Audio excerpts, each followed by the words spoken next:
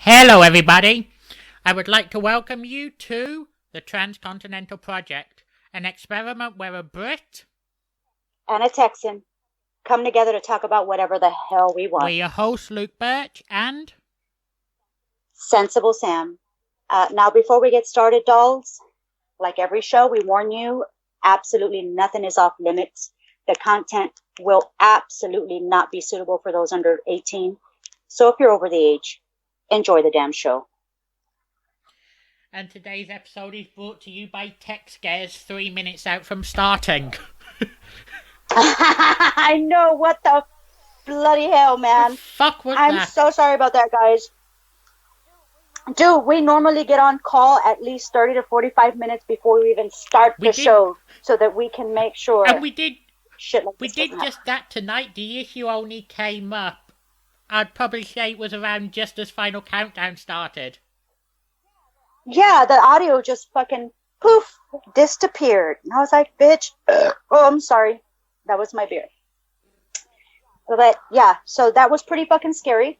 I could see Luke's lips moving, but I wasn't hearing anything.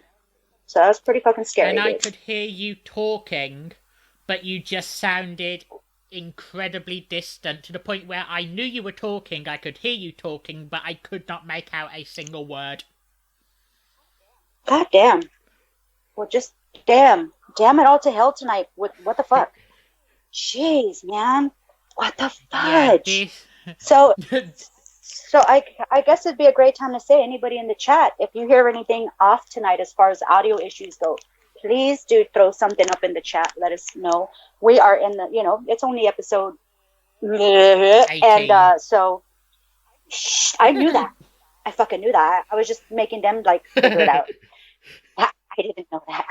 But anyway, if it is shitty at any point, if I'm too loud and I'm fucking wailing over Luke, please let me know, because my voice is like a horse. It carries very far.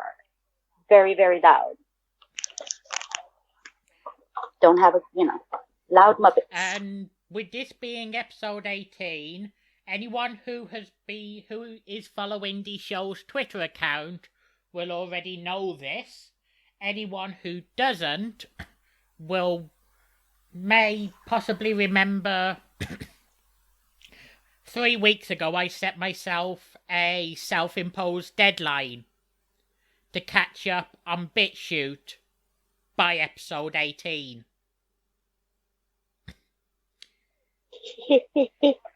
I'm sorry, I didn't mean it. And first off, BitChute, why does it take 4 hours to upload a 1-hour show to your site? Seriously? But if you aren't following the Twitter, I'm pleased to announce that about 8 a.m. Central Standard Time today, episode 17 was finally uploaded to BitChute. We are now caught up. Effing sweet. Let me clear this shit off my computer.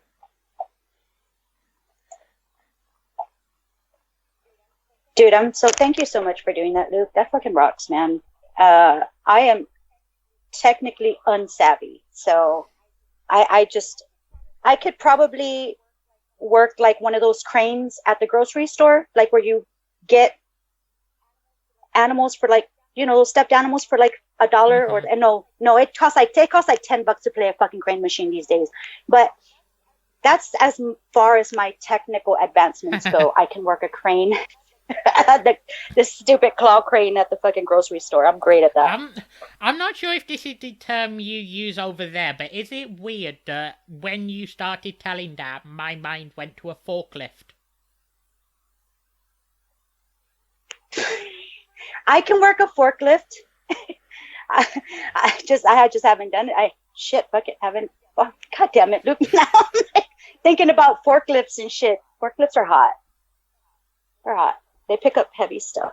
Pixar, we call the shit. What the fuck? This chat, man. You call bullshit on what? I don't.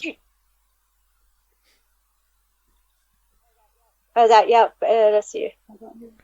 But I got. let's start out how we start out every single week by giving a thank you to everyone who has joined us early tonight. I'm just going to go in the order that is on my screen. So, first off, we have the Beard Face Killer.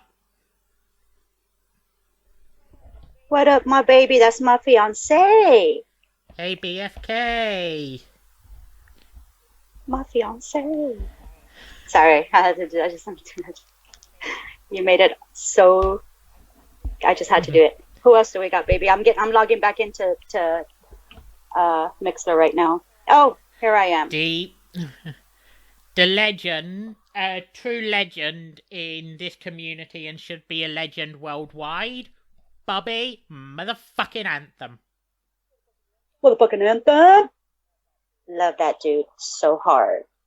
So fucking hard. I love Bobby more than you. I love Bobby more than you. More than I want to fight about it.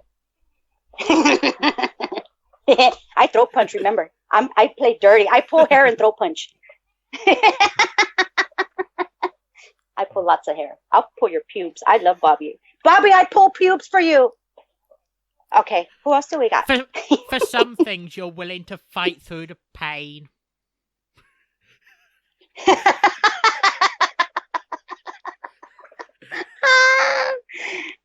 It's going to be painful, baby, because I love Bobby a lot. So there's going to be a lot of pain coming. What else do we got? God damn it. We have Wrestling's High Marks. What up, motherfuckers? Fucking love y'all. Love the love y'all been giving to the community. Y'all are fucking awesome. Hell yeah. And while this really isn't the order, it's probably probably should mention G Wiz right now as well. What up, Wiz? There's another true fucking legend in Yuck Nasty. Yuck. I mean, yuck. I'm just kidding. Hey, yuck. Gracias por venir. What else have we got? The Raging Jim. Raging Jim. Your gym is raging. Thanks for joining. Are you ever calm? Are you ever fucking calm? Who? Jim. Oh, probably. Not if it's raging. I'm reading the comments. My adopted big sis in Victoria, whatever. Floorboards. And my wife. My wife. That's my wife. That's my chick. I love her. It's my bae. We touch tips all the time. I love her. Then did that make you my adopted sister-in-law? Probably. Now you gotta buy us a gift now. like, oh, now I almost went way off on that one. Nope. Not gonna go there tonight. I caught myself on that shit. My bad. And last, but certainly not least, Starlin without the charm. Starlin, we love you too. We're sending love, motherfucker. And that actually makes me wonder, did Starlin even have any fucking charm? Dude's a fucking mass murderer. Without the charm. I love that though. That's fucking awesome. How fucking funny is that? Okay, so we've said, and then there's like a guest. Hello, guest. Hope you're doing well. Join the chat. It's fucking hilarious. There's some great folks in the chat tonight, which I really needed. Thank you guys for showing up. It's been a motherfucking shitty week, and it's nice to be with homies. It's fucking great to be with homies. I found him to be quite charming. He made it a power, didn't he? Had to have some sort of charm. Oh shit, excuse me. I'm sorry, guys. I should have muted myself, but I didn't. That goes to CJ, my girl. She's my burp. Like, I aspire to burp like her. I love you, CJ. Oh yeah, I love you too, Jane.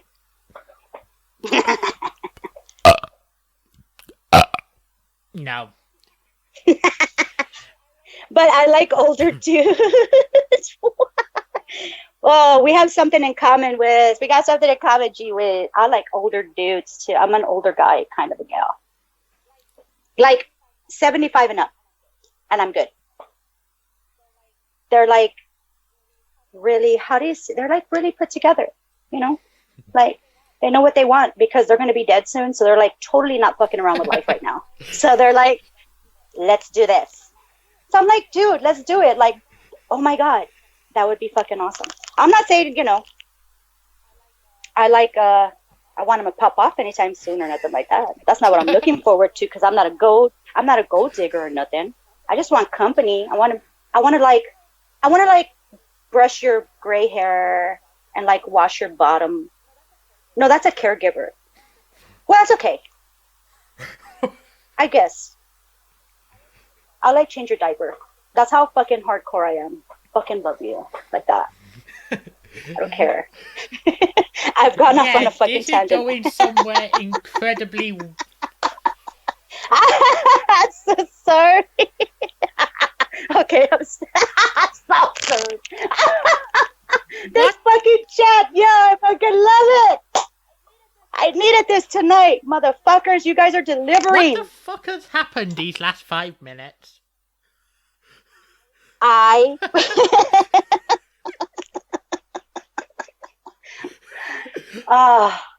Sam has unearthed some really deep, dark secrets. Tonight on Sam's Dark Secrets, we reveal she likes really, really old penis. Oh my God, that was so wrong. I'm sorry. What is considered old in the boar community? Oh man, dude.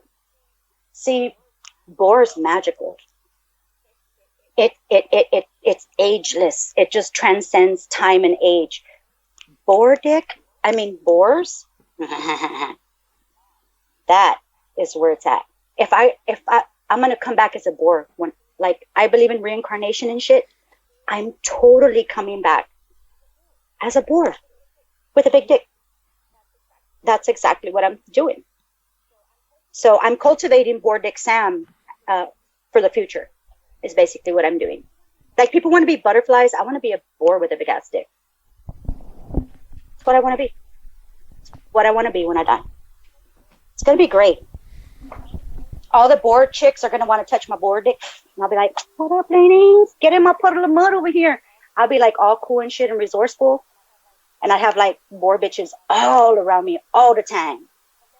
But then when they start having boar kids, I'm like, I'm out, player. I'm out, player. I'm off to the next fucking mud hole. So that's. I want to be. That's pretty. I want to be cremated when I die. You know, I thought about that, but after my body goes away, I want to be reincarnated. You know what? I'm totally ready. That's what I want to do. Fuck being. I don't want to be worm food. I want to be cremated, yo. Like, smoke me. Like, smoke me. Like, fucking dab the shit out of me. And then sprinkle whatever you didn't smoke of me into the ocean. That way all the other fishes can get high off me because I'm made of 100% cannabis. It's my blood. You pricked my blood. The doctors were like, what the fuck, Sam? We're going to go to jail just for pricking your blood. I was like, sorry, yo. I can't help it. Can't have this much cannabis in the lab. Fucking buy all the blood. Pure THC. I am pure THC at this point, I think. I'd like to be a mixture of THC and mushrooms. By the time I die, like, maybe my epidermis is like magic-y mushroom-like, and my innards are THC. I have a feeling I know where you're going with that, but before you do, just a very quick shout out to Tyler the Trademark, who has joined us. Hi, Ty. Great show last week. Or not last week, last week. It was fucking awesome. Enjoyed you and Julian. Fucking awesome. It was fucking awesome. But okay, you said something about mushrooms. Oh, man. Dude, I don't know, man. I freaking love Texas, and I bleed tacos, yo. But man, I want to go to Colorado. Like, I'm seriously thinking, should I just pick up and move to fucking Colorado, man? The reason being, they've already got legalized cannabis over there. Amazing, right? Amazing. Fuck, I haven't got a... You didn't get the fucking... Score 1 for unpreparedness. And so... Call back! So, dude, now what's coming through, what's pushing through legislation over there in Colorado is they're trying to legalize magic mushrooms. Now that deserves a big fucking amazing right there, motherfucker. How many people that could actually help is just beyond ridiculousness. And I'm so glad that they're actually going to they're looking into it. It's been kind of, I'm not too sure if it's the first time it's come up for a vote, but it has more support this time around than it ever did. So if anybody that has cluster headaches in Colorado, I'm sure they are just absolutely begging for this legislation to pass through. Magic mushrooms it hasn't even been in trials yet, but they did go ahead and start some clinical trials on it. And the awesome thing is they're not necessarily working with, I think, cluster headache patients, which is absolutely horrible. Cluster headaches are just like a complete fucking nightmare. They get these really bad bouts. They're punching themselves in the head. It's a very, very just tragic kind of an illness. Isn't there a nickname for cluster headaches? Something like suicide headaches. Suicide headaches, and that's exactly, yeah, absolutely, and that's because that's what they cause. People are in so much pain, and it's such an awful experience that they're. So, the fucking cluster headaches, dude. A buddy of mine, he'll dose with shrooms once every 6 months. And it actually keeps the cluster headaches away. If he does have an outbreak of these headaches, it generally will last far less. Because he says they can go for 2 to 3 weeks at a time. And he's like, maybe I'll get a day, maybe 6 hours. He goes, sometimes nothing. Like, I think that's absolutely amazing. Well, so just from shrooms, he has gone from cluster headaches every... Pretty much at least once a month. He was having a bad bout. Once a month. And when he started to get it more frequently is when he decided to go ahead and try the mushrooms. And so he had read something online, and it just happened to fucking work, dude. It just happened to be a damn miracle for him.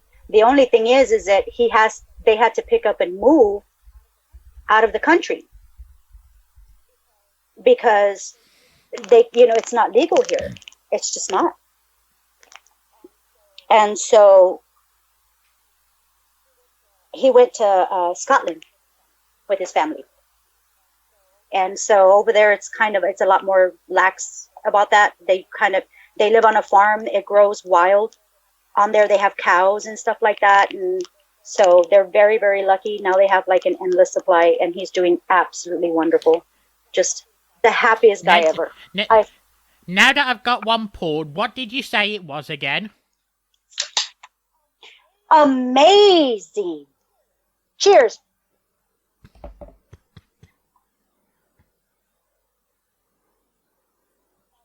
Sorry, I had to take a longer drink because mine's beer. I'm not doing liquor tonight.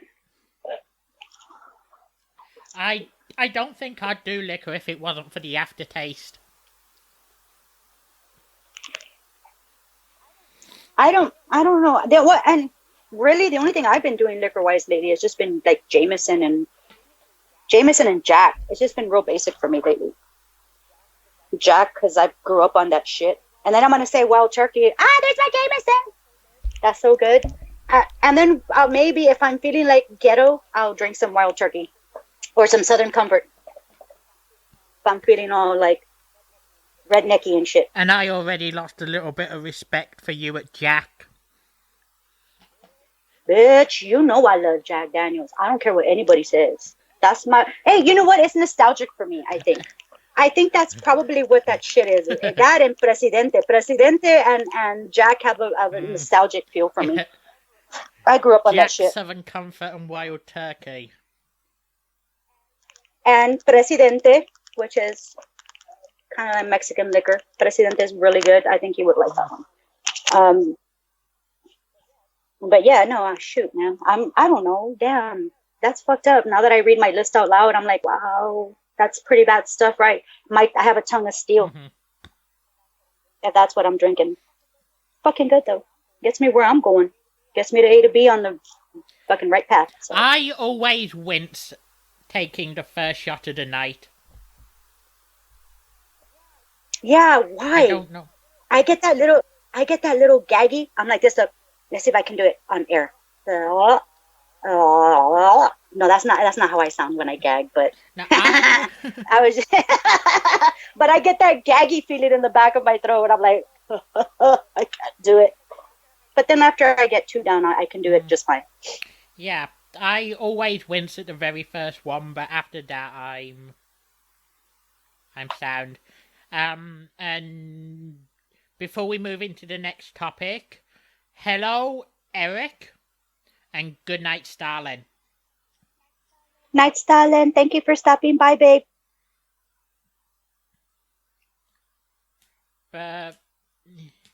Yeah. Klondike Panty Museum. Hola. That's Eric. I know that's Eric, but I like saying Klondike Panty Museum. I like that a lot. It's better than when Johnny Florida mistakes him for TCP's executive art producer. Did Johnny keeps mistaking him for Klondike Bill because of the name? Oh. I remember that, actually. I was there that night when he did that. He's like, hey, what up, Bill? What up, Klondike Bill? No, that's not Klondike Bill. That was fucking hilarious. I'm still incredibly creeped out about something involving you and Johnny. That one time a couple weeks back where he were talking about the network and I were talking about how Dave kept spelling your Twitter handle wrong, and that's the exact moment you fucking show up. Oh, that's right. I could fucking, like, I'm Mexican, dude, so when people like are talking about me, my ears ring, maybe my left nipple itches a little bit, and that's like, it's like a spidey sense, right? And it's like, and I was like, oh, fuck this shit, I'm coming into the chat, because I feel some forces, and I sure as was hell there.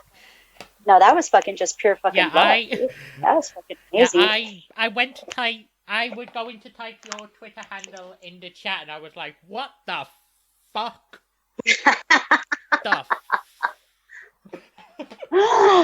I heard y'all talking about me. Focus. Yes, I'm Mexican. I mix the tacos. I speaks the spinach. I likes it. But yeah, no, sorry, I was reading the chat. But dude, I think I've only done that one other time. And that was showing up in Jink's chat when... And that's that they already... No, you knew, I think, but maybe they didn't. They kind of freaked the fuck out because I showed up out of nowhere. Or they thought I showed up out of nowhere. What? Probably one of those times when I took a look at their listener tab, saw you in there, and was like, yo, get your ass in the chat. I was like, oh my god, holy shit, ask and you shall receive. I was like, that's it. It's Sam asking you, it's sensible, ask and you shall receive. Sam. That's how I fucking roll, man. Just ask and you shall receive. I'll be right there, right meow. Right fucking meow. Right meow, Luke. Right meow. Right meow. I'm sorry. Fuck cats, dogs roll. You're never, man. Cats get you laid. Dogs get you friends. Like if you're like if you can put up with a cat, chicks fucking dig that. Everybody fucking hates cats. Put up with the fucking cat, the bloom. You're gonna get that shit everywhere. Everywhere. I get pussy because I have a cat. I'm just joking. That was totally fucking harsh. That was totally harsh. It's only Vic.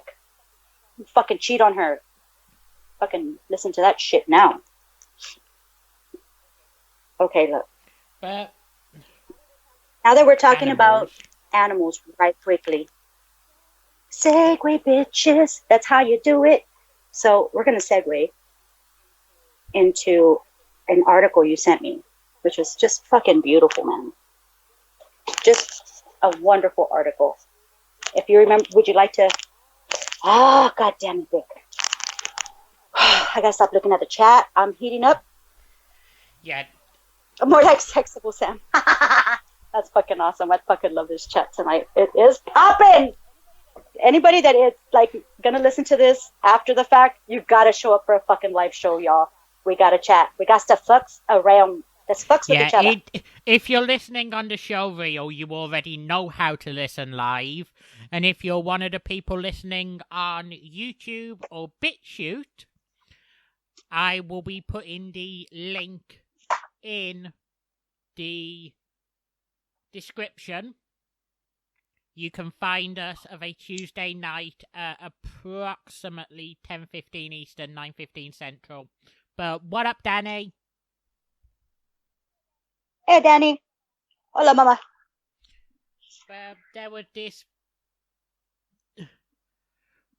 We were struggling for topics earlier, and I was scouring the internet to find some of the weirdest fucking news stories I could.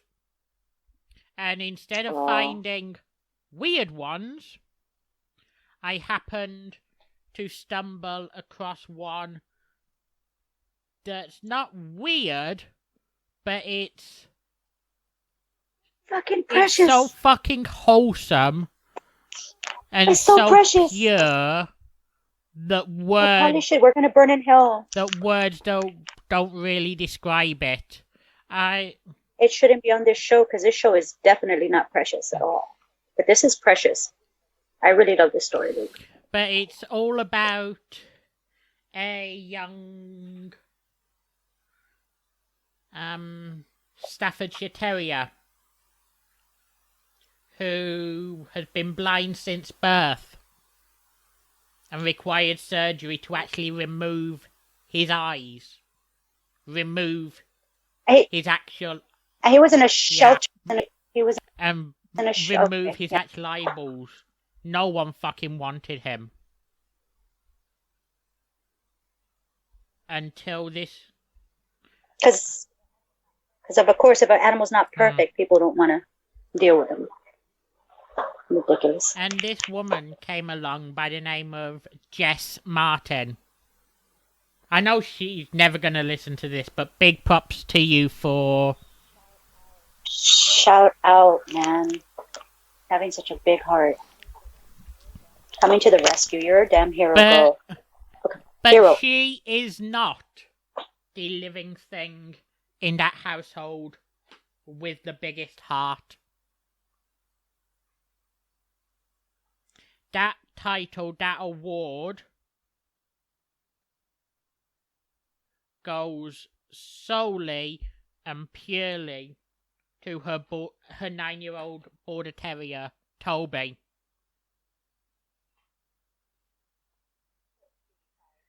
What a cutie pie. I've dropped the link in the chat for all of you to the actual article itself. But in case anyone doesn't want to go and read it, basically what happened is Amos, the blind dog, he's like a bull terrier, right? Bull terrier cross. Gotcha. Blind since birth, no eyes.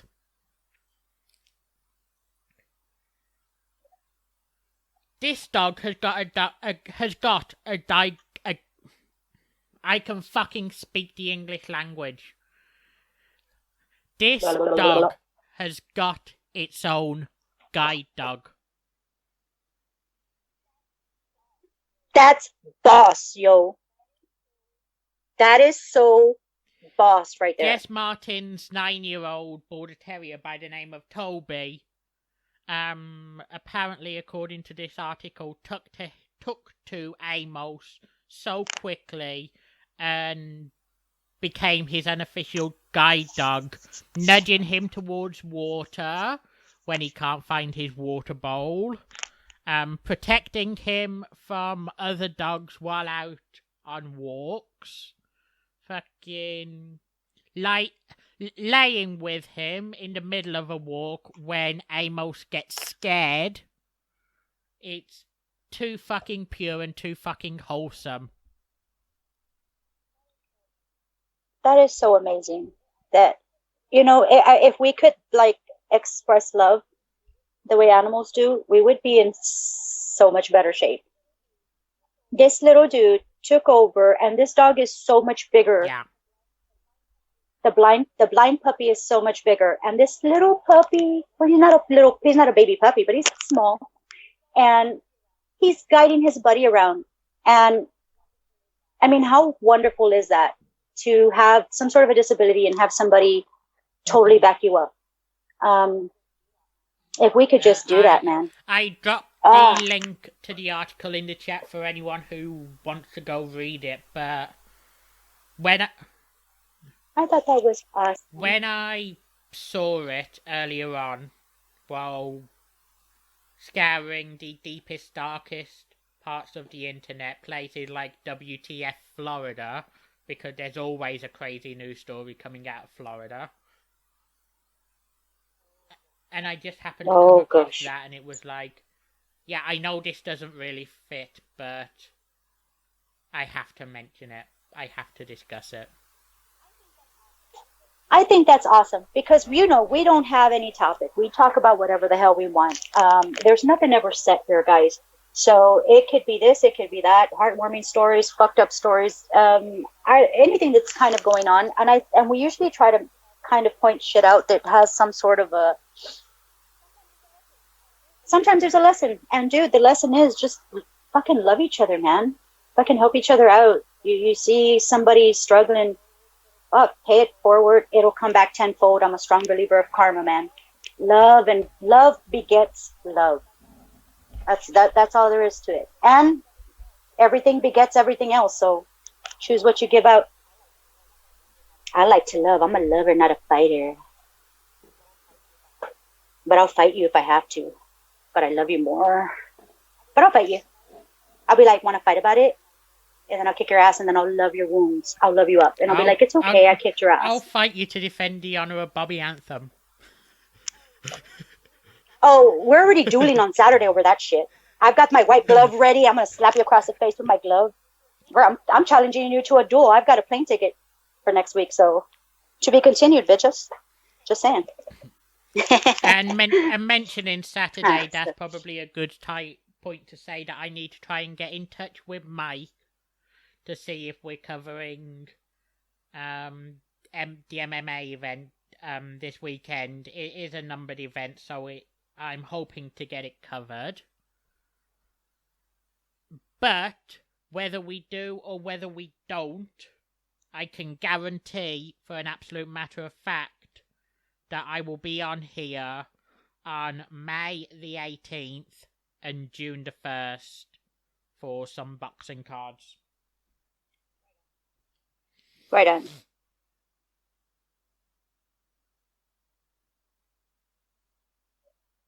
And okay, well, when we were talking about animals, I'm going to go a little off kilt on the love story. We're going to talk about another animal here. Not a love story, bitches. This is definitely not a love story. We had to bring in that article as a fluffer, so we fluffed you up. Now we're going to get down and dirty.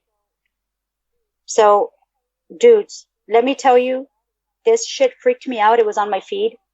And I guess it's not too far-fetched. I just haven't paid attention to it. Fucking bubonic plague, bitches, is like in the house, and you better fucking be careful. There's a couple that was in, or there was a couple, not is, there was a couple, Mongolian couple in China, and they have a lot of remedies, old school remedies and stuff like that. You know, you eat fucking like snake testicles and shit, and it makes your dick hard, right? You eat scorpion venom, it makes your dick hard. You eat caterpillar bio juice, and your dick, everything makes your dick get hard. Basically, it's for, you know, everybody's always trying to be like healthy and correct erectile dysfunction or some shit. But they fucking sat there and ate a marmot, and they ate the marmots. It's like a beaver, kind of like a beaver. It looks like a fucking beaver, dude. It's in the ground. It's a rodent. Well, these geniuses decided it was going to be for health benefit, because they thought for health benefits, they were going to get so fucking healthy, like super fucking human powers. They thought, okay, we're going to eat this marmot's liver raw. Let's split it, baby. Let's suck on this liver together. A week later, they're dead from bubonic fucking plague. And it turns out that what I thought was extinct many, many, many decades ago is alive and well and killing people in Asian countries like South Africa, Mongolia, certain rural parts of China, because they're eating these rodents uncooked. They're carrying the bubonic plague, and they're getting infected. So like 200 people were quarantined that were around these people. Thankfully, none of them contracted it. It was only the two knuckleheads that ate the raw rodent liver. Now, how fucking ironic is that? You fucking eat a fucking raw rodent liver to extend your life and create health benefits, and then you die of the bubonic plague. Yeah, Isn't so that some shit? something they did expecting to improve their health and life, quality of life and life expectancy, ended their fucking life. Exactly. Freaking exactly. What the effing fudge, dude? Why the What fuck the hell? are you censoring yourself? I am doing that, aren't I? You know, that is so weird. I have no freaking idea why I'm doing that. But that's not me, y'all. Y'all know me. It's just, I don't know. I don't know what the frick is going on right now. But I feel like a PG. I don't know. Fucking rodent. Death fucking rodent. There we go. I feel better now. But dude, for real, that's so scary. Well, okay, look. These are rural country. These are rural areas. It's not like they have the same safety concerns that the Western world has. So nobody's saying cook your fucking meat fully, you know? Cook that shit, bitch. It's gonna give you diarrhea or some shit, you know? I don't know. Something. Can't be good, whatever it's gonna give you. Salmonella is the biggest shit over here. Salmonella and I don't fucking know. And I used to be one of those people that, oh my God, this is hard. You know, everybody knows I'm trying to do the vegetarian thing. I'm working on it. I'm not perfect. I've just started this in recent months. I'm learning. And the cravings are hard, because I'm one of these people that if I saw a cow out in the field, like I would literally jump the fence to go bite its ass. Like if you're going to cook me a steak, I want that fucking bitch to be mooing on my plate. And that's horrible. That's fucking horrible. So you know that you're not supposed to be eating fucking raw meats and shit like that. But I can't help it. I was pretty bad at that. So I think maybe with my tendencies, maybe vegetarian will keep me alive just a little bit longer, so that E. coli don't fuck with Sensible Sam. I won't make any guarantees, but I might fall off the wagon and go eat me a fucking cutlet or something and shit and then die. But who knows? You mentioning that though actually made me look it up, and I'm not sure what version of the plague it is, but this Bubonic. But this Mongolian couple isn't really that special. In the US in 2017, there were five deaths as a result of the plague. Oh yeah, it happens about once a year in those areas like Africa, South Africa, the Asian countries, but rural parts like little fucking villages that don't necessarily have like industrial anything. So they're still living off the land, and what they have abundant there are rodents, which is normally what they go for, you know. No, but So looking at this, there was 5 deaths in 2017, all affecting one area. The Sunbelt. jeez.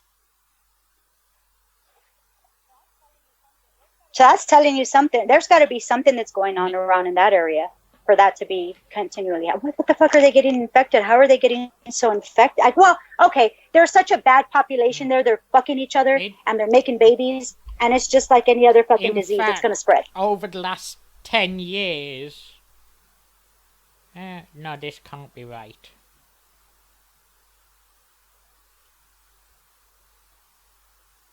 Over the last 10 years...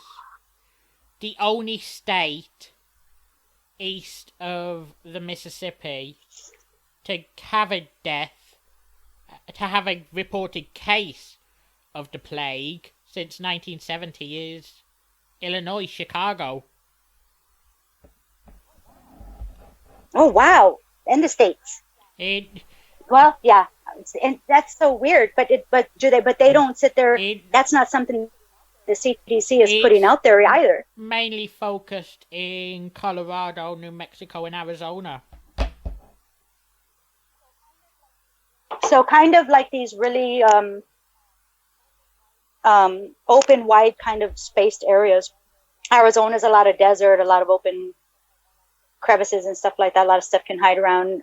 Colorado, there's a lot of mountains, stuff like that. So same fucking shit. Same fucking shit, dude. That's crazy. I don't know. It might be the environmental situation and shit. I'm actually gonna send you a picture on Twitter now. I don't think there's a way I can get this into Mixler, so I'm not going to even try.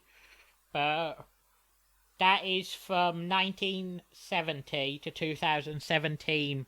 1 dot equals 1 county with a case of the plague. Since 1970. Jeez. Ooh, now I want to look up for next episode. We got to talk about not that, but we got to talk about.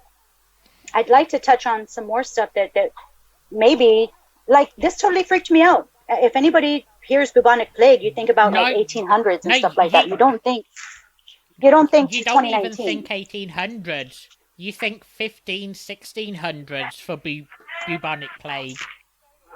Yeah, there you go. And so, you don't think 2019, no, of course not. That's just so weird. So that kind of has me thinking, I'd really like to go back. I mean, dude, we just got a measles outbreak. Like everybody's got the fucking measles. Like a whole ship of Scientologists got quarantined just recently. If y'all know what a fucking Scientologist is, good for you. But they got quarantined. You know, Scientologists don't believe in anything like that, or vaccinations, or medications, or psychiatrists, right? Do you want to know how to prevent an outbreak of measles or a return of polio? Vaccinate your fucking kids, you morons. Fucking idiots.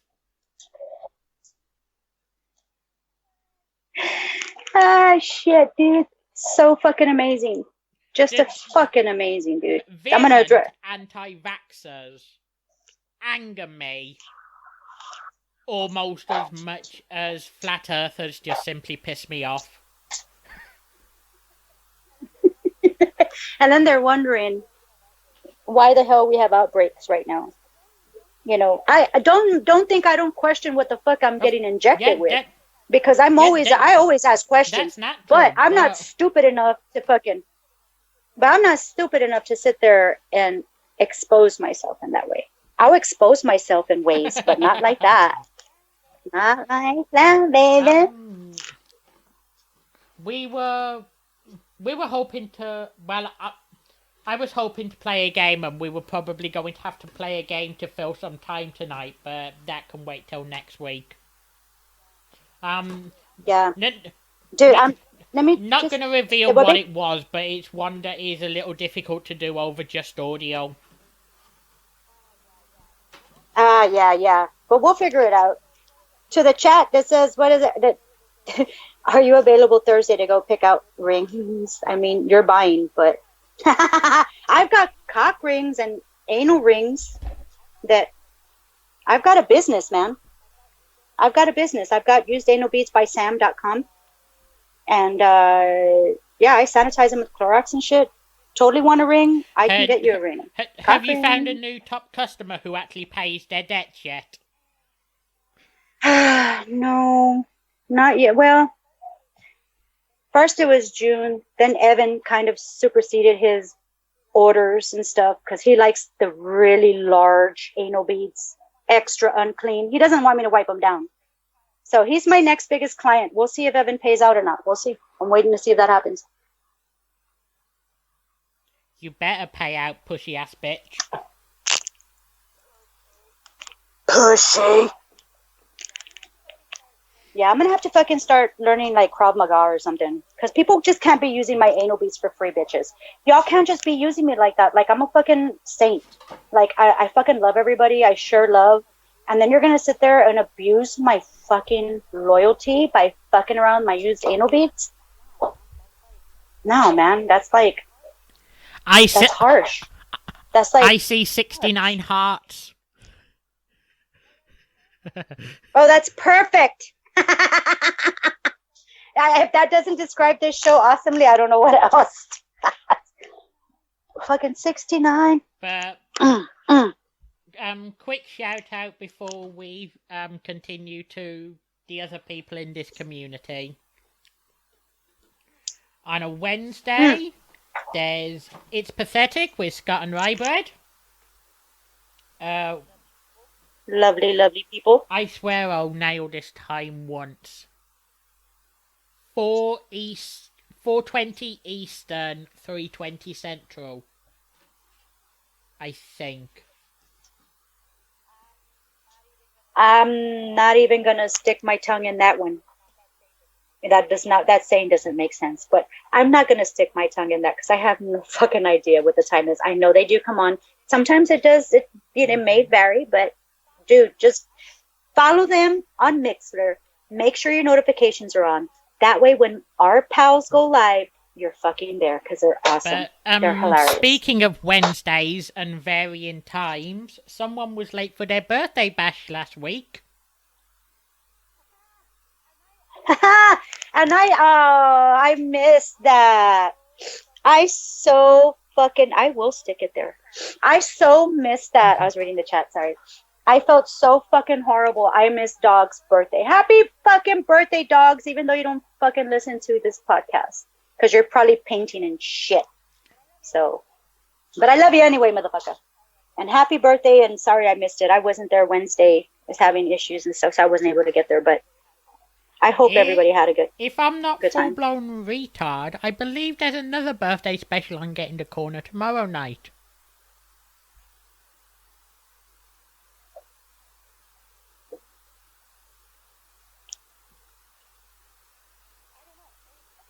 I don't know. Maybe. Hey. Oh. Speaking of Get in the Corner. What time the hell do they come on again? Like Skin 30. No, they don't. It's at 8 o'clock. 8 Central. Yeah, so... Oh, yeah, you know what? Duh, what am I thinking about? That's not... Yeah, but there is another. There is another. I don't know why I freaked out for a second. I had thought about something, and then it went away, but then it came back, and then it went inside me, and then I was like, nice. Huh? Yeah, that'll be good. Just one. I'll take a... Yeah, give me a Guinness bomb. I'll take one. Bartender. And so... Oops. What? My speaker just dies. Aww. Yeah, lick it a little bit. I find that when I lick electronics, they work. Ah, Hey, okay. smart Yeah, Mark so 420. yeah, so Wednesday you're right. We do have I had to look that up, Luke. We do have a birthday coming up tomorrow. They're like a week apart. They're like so inseparable. They're like Siamese twins. They were even born a week apart. That's scary. No, they were actually born 51 weeks apart, but yeah. 51? Oh, that's right. Good, duh. They're not the same fucking age. Well, they are for another couple of hours. Oh, not bad. Well, everybody needs to show up tomorrow. Show our freaking babies some love. It's gonna be fucking awesome. I'm gonna fucking be there. I don't care if I'm stuck on the side of the road like I was last week. Y'all are just be hearing cars whiz by while I'm on the fucking phone with y'all. So not on the phone while I'm listening to y'all and shit. I better carry my beats with me. That way I can fucking listen wherever I'm at. Even if it's the side of the road. Thursdays, there's Anthony Missionary Thomas, Joe Numbers, and sometimes John Draper with Soup. And they are immediately followed by Dave Sincere, Tommy Jenkins,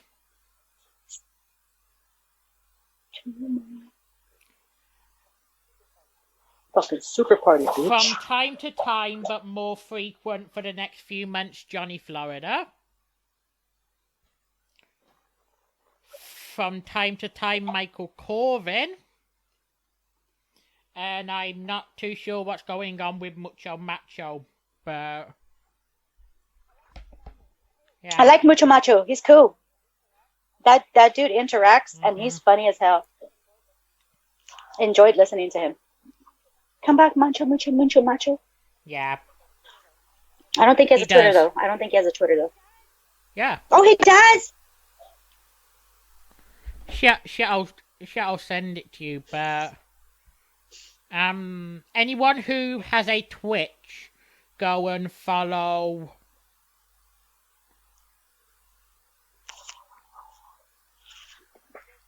Yeah. Old man Jenkins. Go follow WNC. No, WNC Jenkins. I'm sorry, WNC Jenkins. I fucked it all up. Is it bad? I couldn't remember for a second whether it was WNC Jenkins or Old Man Jenkins. Yeah, my mind's not fucking working. But huge fucking love to them. Even if you don't end up watching, if you have a Twitch account, go follow them. If you don't have a Twitch account, set one up and go follow him. Yep. It's so fun. It is so. Him and CJ get on there and they'll like do shoot 'em ups. I love shoot 'em ups. Yeah, they fucking awesome. Him and CJ are fucking awesome. I fucking love watching them play. He's actually been carrying me through my sort of introduction to Call of Duty. Yeah, I never used to play Call of Duty until a couple of weeks back. He's been sort of walking me through that. Yeah, I haven't been on Call of Duty for like a fucking minute because you know what's gone with that. Used to have an Xbox One. Used to have two of them. Then one of them broke down. Hold on, let me let the dogs out. Used to have two of them. Then my boys are like, okay, well shit, we need an Xbox, Mom. We're commandeering yours. I'm like, fuck. And they took my fucking gamer tag too, motherfuckers. So now I look really awesome online, even though I probably would never have that score. I just gave it up. Fuck it. How ironic is it that while we're giving a shout out to the WNC Super Party, Papa Dave should pop into the chat.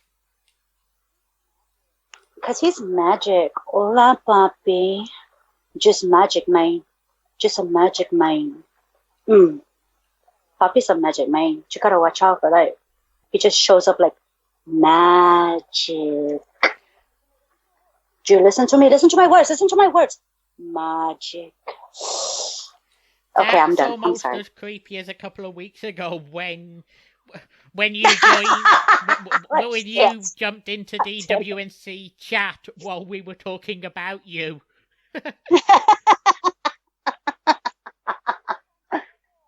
I can't help it. When Papi enters the room, I tingle like Sammy sense. I get my Sammy senses. I'm like, woo! Caramel. Like that. Okay, let me see. Friday. What am I? Every other week, you have the final wish with Sky Genie. I'm trying to remember if there's one this week or not. I think there is, but I don't want to say anything too soon. I just think there is.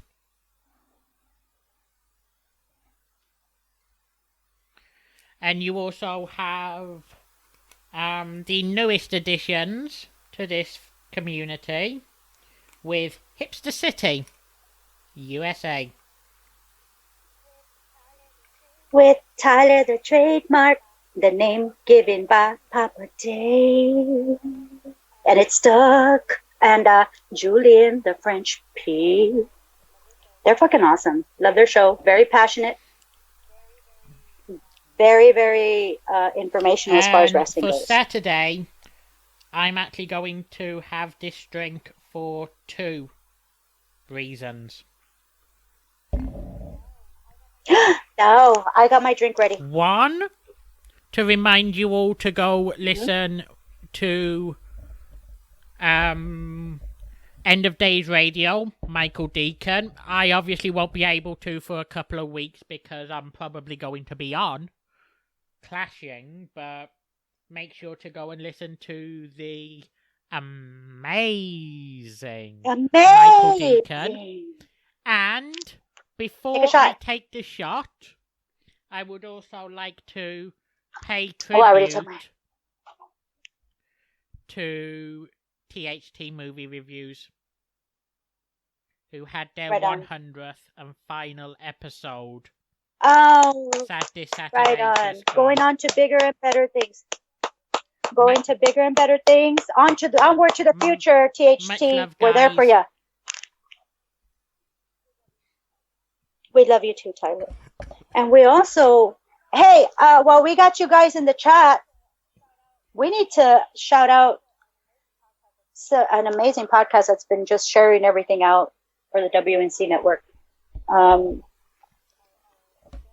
Our best good new friends that I want to touch tips with, Wrestling's High Marks. I would touch tips with every single one of them. Repeatedly. They are so awesome. I love the show. They do go into a lot of wrestling information. Now, if everybody knows me, I am very old school wrestling. I pretty much almost stopped watching wrestling after Eddie Guerrero died because it was so heartbreaking for me. And so I never really got to watch too much of the newer stuff. I am a wrestling fan in an aspect. Am I an educated wrestling fan? By no means. Do I enjoy listening to Wrestling's High Marks and listening to what they have to offer? Absolutely. Yeah. Absolutely. I'm learning a lot between WNC and Super Party. And, I'm learning a lot. And Wrestling High Marks is just another great addition to the podcast family. And I'm like, dude, fuck yeah. These guys are fucking awesome. I will touch tips with them for 15 minutes any day. It's after 15 minutes, I charge. And I see... I see him in the chat. I have also noticed a show... I see one of the 2 hosts in the chat. I also see a former show, true favourite, is 420 somewhere. I'm already on it. The show has returned. Putting out about 3 episodes in the last month or so, including one as recent as 2 days ago. So, welcome back to the family to the Inhuman Experience. Ah, yay! That's how touch tips for that one. touch my tip with yours. This is awesome. I hold on.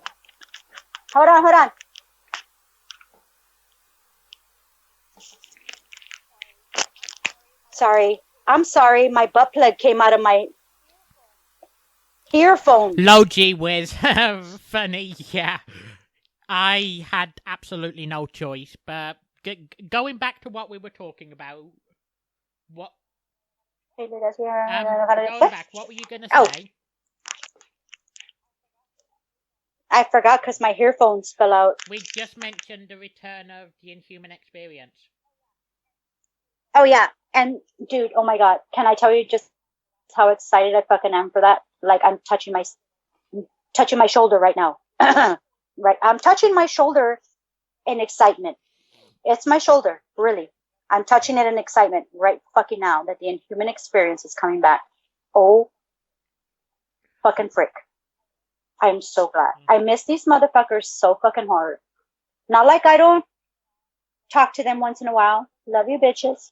But still, I need you guys on air. I need that fucking fix. I need you to guide me through the Inhuman experience that is life.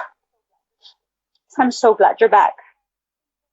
When I think about you, I touch myself. I love you. Love you. Okay, I'm sorry. We're good. Our hearts and soul.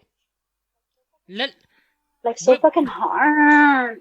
I love hard. I know I speak for me, and I'm sure I speak for you as well in saying we love everyone who listens with all our heart and soul. Dude, we're nothing without you guys. Like, dude, both of us have had, we've had our week. And maybe, maybe I've had a shittier week than Luke, maybe. And my wonderful, wonderful pal was like, if you can't do this, don't do it. We'll reschedule. And Luke is always so supportive like that. And this is why I can't do this without him. The ones that immediately come to mind when you say that is, for me, episode 2 and episode 17. For you, I think episode 3 and 4. That's why we're such a good partnership, because I keep your head out the mud and you keep my head out the mud and we make shrimp. So it's like fucking awesome, dude. And then to have a community like you motherfuckers out there. Like, dude, my week was so shitty. Luke was giving me an out. But at the same time, I was like, I need you guys. Like, you guys are my fucking fix. I have to be prim and proper. I don't act like this in fucking public, yo. I've got fucking positions to fucking hold, right? This is my outlet. This is where we all touch tips in a fucking Indian circle. We all just kind of just featherly touch tips and just rub each other very lightly. This is what I look forward to. This is my fucking therapy, you guys. If you guys were not here, I'd probably be punching like Pokemon and boar and like deer in the throat, probably. I don't know. But I'm saying it's a wonderful thing to have such a badass fucking community behind you. The best way to say this without saying too much. But legit, just before this episode, because I don't think it's a problem to admit that neither of us are at our best tonight. Would that be fair to say? Fair. For reasons that we are definitely not going into, I sort of have a free 1 week get out of jail card, and I was offering to use that tonight. And I appreciate that, because you're always looking out for me. Like, people don't realize how much you take care of me. And you're so awesome. And I have a true friend to lean on when all my stupid bullshit is happening. Everybody has bullshit, dude. I'm not fucking special. Fucking man up, bitch, right? Like, you're not special. But what makes me special is that I get through it. And what makes everything special is that I have people like you and people in the chats that are willing to touch tips with me to make me feel better. And that is what is amazing. Like, it's like energizing. And when I say let's touch tips, that's exchanging energy, bitches. Give me some of your energy. Huh? I'll give you some of mine. And that's what the awesome thing is. It's therapeutic. So I feel like, well, I don't want to do shit. But you know what? Being in here in the chat and having so many people here is just fucking amazing. Like, I can't tell everybody in the chat how grateful I am to have you here tonight. And tonight, especially because I really needed it. And so I really, really needed it. So it was fucking awesome to have everybody here and y'all are just making my tip feel really warm. Can I just say that? Can I just say that my tip feels really warm right now? And because of you guys in the chat, everybody that shows us love, shouts us out on all of their shows, WNC, fucking Johnny Florida, fucking Wrestling High Marks, Tyler, Hipster City Podcast. I'm getting the corner. Everybody that shouts us out, I love you guys so fucking hard, my tip is going to break. That's really the only way I can explain it. I love you so fucking hard, my tip's going to break. And that's not even trying to be like funny. Like, my tip is so hard, it will literally break. That's how much love I have for you guys. So thankful, because without you guys, we are fucking nothing, bitches. We are nothing without you guys. Can I touch everybody in the chat? Everybody in the chat, let's touch ourselves just a little bit. I want everybody to raise your right hand. This is a gospel moment. Reverend Sam is in the house from Universal Life Church. The undenominational motherfucker, Reverend Sam, is here to preach to you. I need everybody in the chat to raise their right hand. I need you to first put it on your left breast. Touch your nipple, rub it ever so slightly with love and compassion. And as you're doing that, work your way down to the south. Let's all touch tips. And in Sam and in Transcontinental's name, let us all be happy. Let us all rub each other the right way, because that's what you're here for. When you come into our podcast, you're going to get rubbed the right way, bitch. Reverend Sensible Sam has spoken. Amen. Espiritu Santo, latre matrimonio. You are done. Bless you, bitch. Touch my tip. Fuck yeah. But and I'm actually a fucking I'm an ordained minister, so that's not even a fucking joke. Y'all just fucking married me. Everybody in the chat just fucking married me. Bitches, y'all better take care of me. I'm like a really fucking I'm high maintenance. So, but I really am an ordained minister. Y'all don't even know y'all married me. I just married y'all to me. Everybody owes me child support. Even though we haven't had children. Except we all did know that you were an ordained minister because you used it in Two Lies and a Truth a couple of weeks back. God damn it, Luke! I'm a predator. Shit. Let me predatorize. I want to touch all y'all in the chat. I probably should have said this last week before, but I just wanted to say a late happy Mexican Independence Day or something. Oh, hi, feliz Cinco de Mayo, todos, mi amores. Feliz Cinco de Mayo. Let's drink, man. It's time to drink and party and eat fajitas, man. It's a fucking Cinco de Mayo. You know, I celebrate Cinco de Mayo, right? But I don't celebrate it the traditional way. Like, excuse me, guys. When I say traditional, I mean, and okay, let me think about that. Let me just. It is Independence Day, isn't it? But let me. Oh my God. Okay. Hold on. Clase es tiempo para educarte. Class, it's time for education. Everybody get together in an Indian circle. Everybody get into your little fucking circle. Everybody hold hands. Touch tips. Let's learn something today. So, Cinco de Mayo. You're actually, yeah, that's actually not the first time I've actually gotten that question. Cinco de Mayo is where Mexicans get drunk and touch each other behind dumpsters, and it's fucking awesome. No, it isn't. It's when the freaking Mexican people fought with Napoleon and the French army, and they overcame and beat them. And so Cinco de Mayo is something that indicates to, or is some celebrating the battle against the French that we won. Because everybody seemed to want to take over Mexico like we're just some fucking jerk donkeys or something. We like to fucking, we pick up the burros nuts and that's how we tell the time. Yeah, no, that's not how it works, bitch. We're industrial people. And so they tried taking over, and that was Cinco de Mayo, the French fucking lost. Sorry, Napoleon, with your tiny little bitty dick.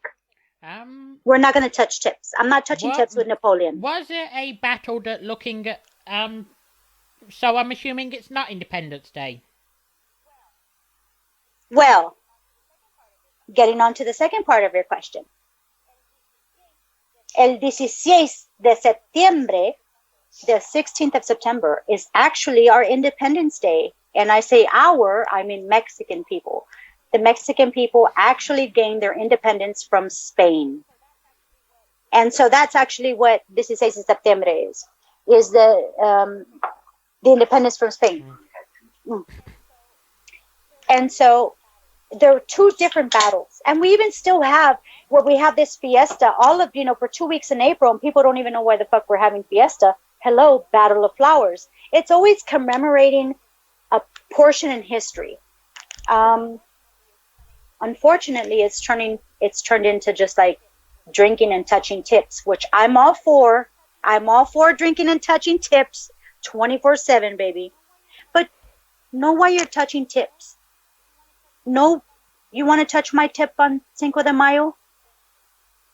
Then you better know why you're touching my tip on Cinco de Mayo. Don't even get me started on Dia de los Muertos. That one I actually know.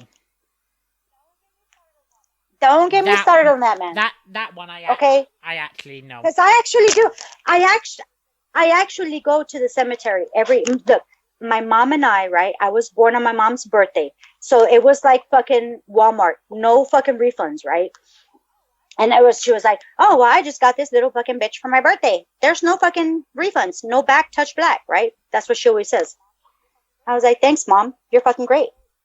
And so I was born on her birthday. We were very, very close before she passed. She passed away very young. Dia de los Muertos, baby, I am there with her favorite fucking dish at her fucking gravestone, and we have lunch.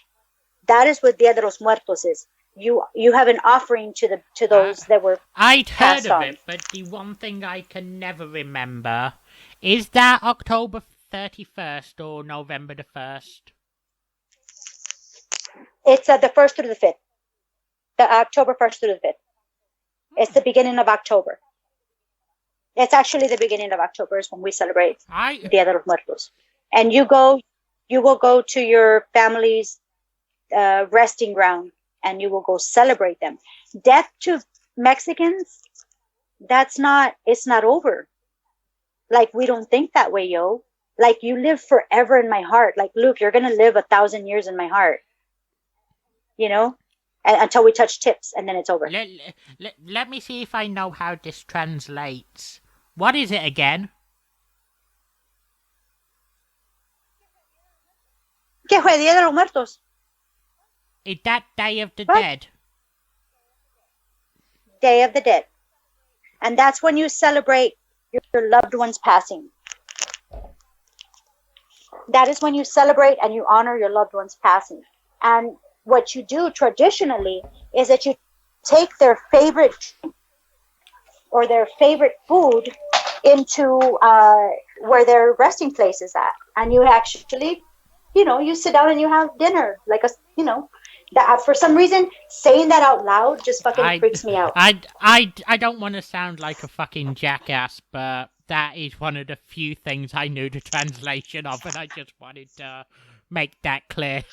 Die, you son of a bitch! It was only one of 2 or 3 things I actually knew the translation of before starting this.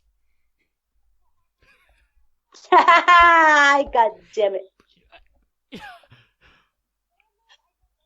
But I love those are like my favorite holidays, man. It's like they're so fucking genuine.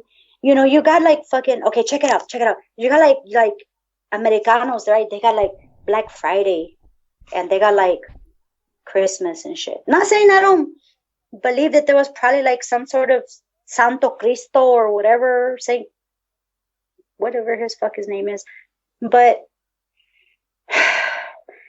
the beliefs are a little bit different. They're more tangible, I guess. And we respect death, and we do death a certain way.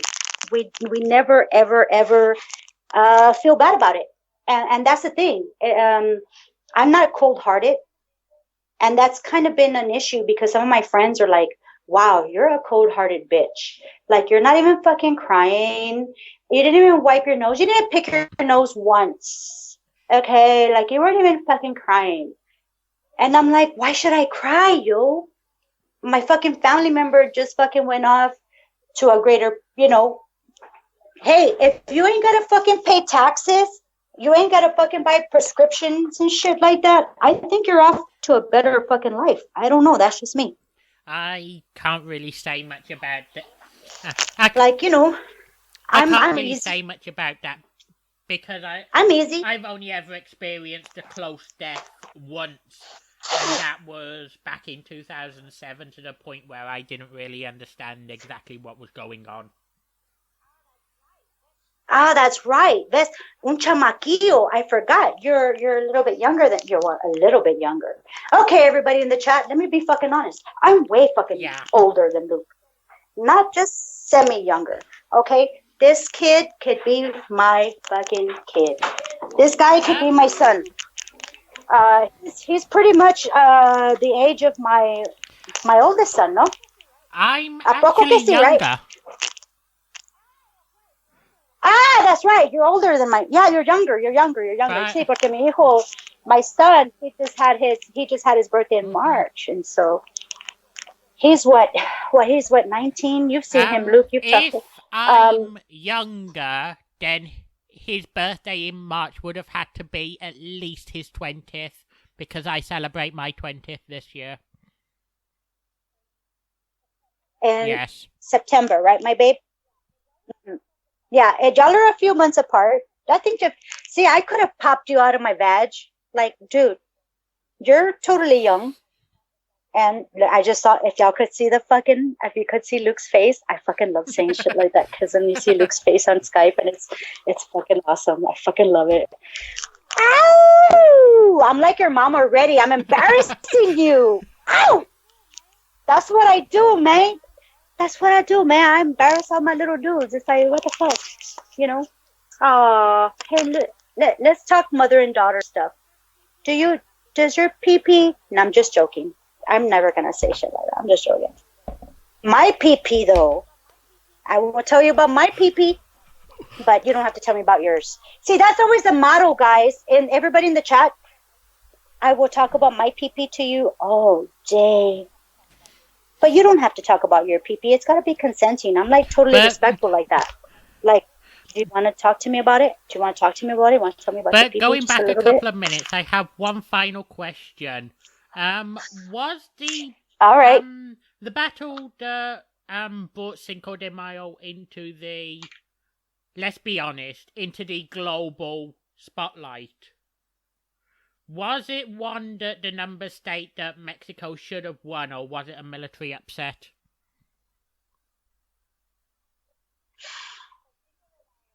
For Cinco de Mayo, it was, how do I explain this? It wasn't necessarily, it was kind of a combination because of the people in the military. It was something where everybody just kind of stood together and said, fuck this shit at this point. It wasn't necessarily military. It wasn't necessarily citizen. Mm-hmm. It was both. This was a battle for our lives, for our livelihood, for our land. Mm-hmm. And so kind of everybody got into that one. What? So it was a little bit of an upset because it was a trained military against a against citizens militia, a citizen militia. Basically. Well, at least I already know one thing about that battle. That the Mexicans weren't led by General Antonio Lopez de Santana. The only thing he knows how to do is lose fucking... son of a bitch! That bitch had one leg. He had no business fucking... no business. Santana was a little bit of a... He's a little bit of a Trump. The only things he knew how to do was lose the easily winnable, i.e. the Battle of San Jacinto. I don't know if I've pronounced that right or not. Yes, and B, you did, actually. Fucking take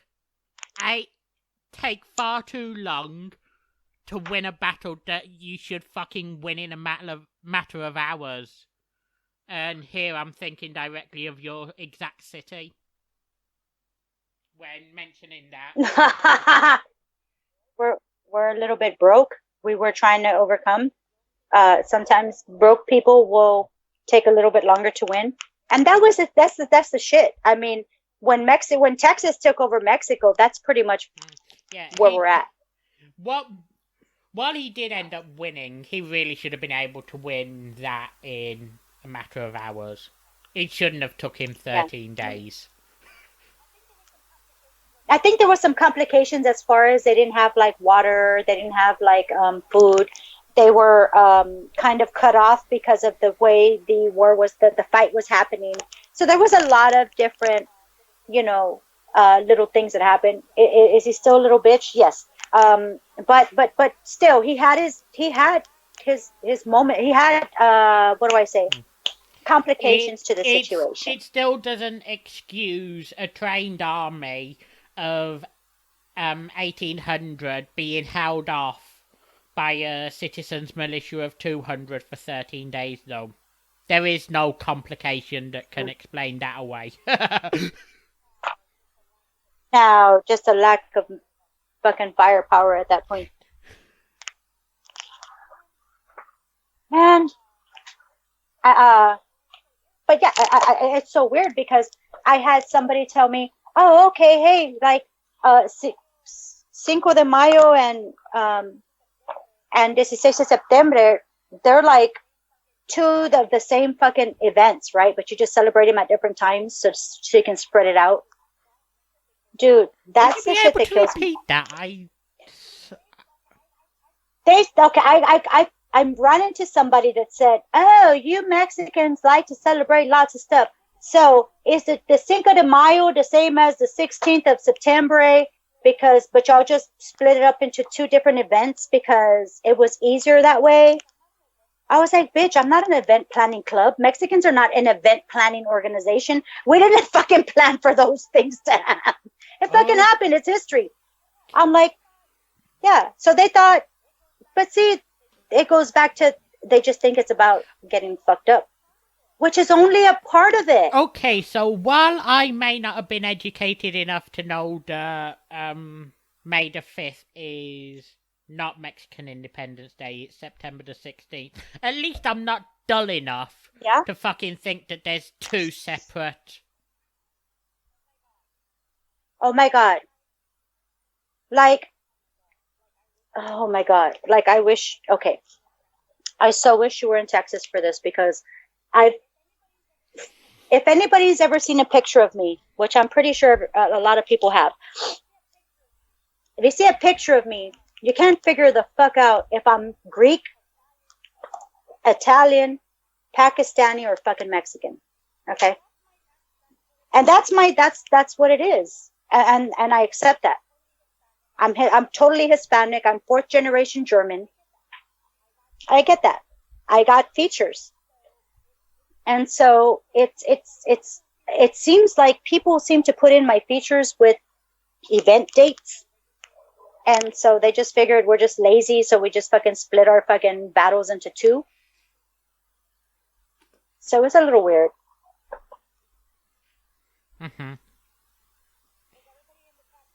Is everybody in the chat touching themselves? I command it.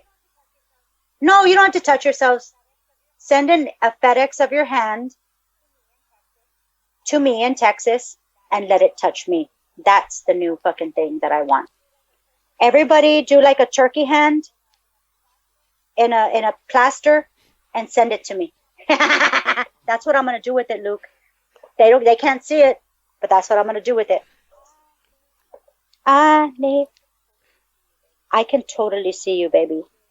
I can see what you're doing. I'm like Mexican God. Like, I'm totally there when you don't want me to be there. I'm like totally peeking.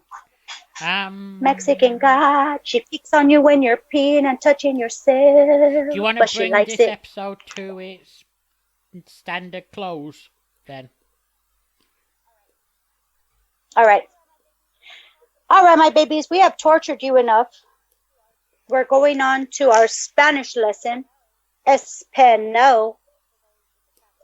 For those in the chat that speak bilingues. I am, yo. I'm like a Mexican guy. I'm like one of those you got to sacrifice your penis to.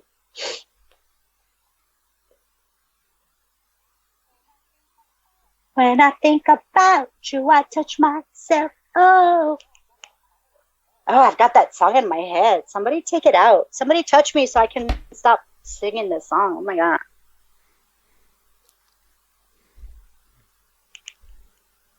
I know this is audio only, so you can't see that, but I've got Skype minimized, and anyone who has Skype minimized knows that it comes up in a window in the top right-hand corner of your screen. I'm touching the top right-hand corner of my screen.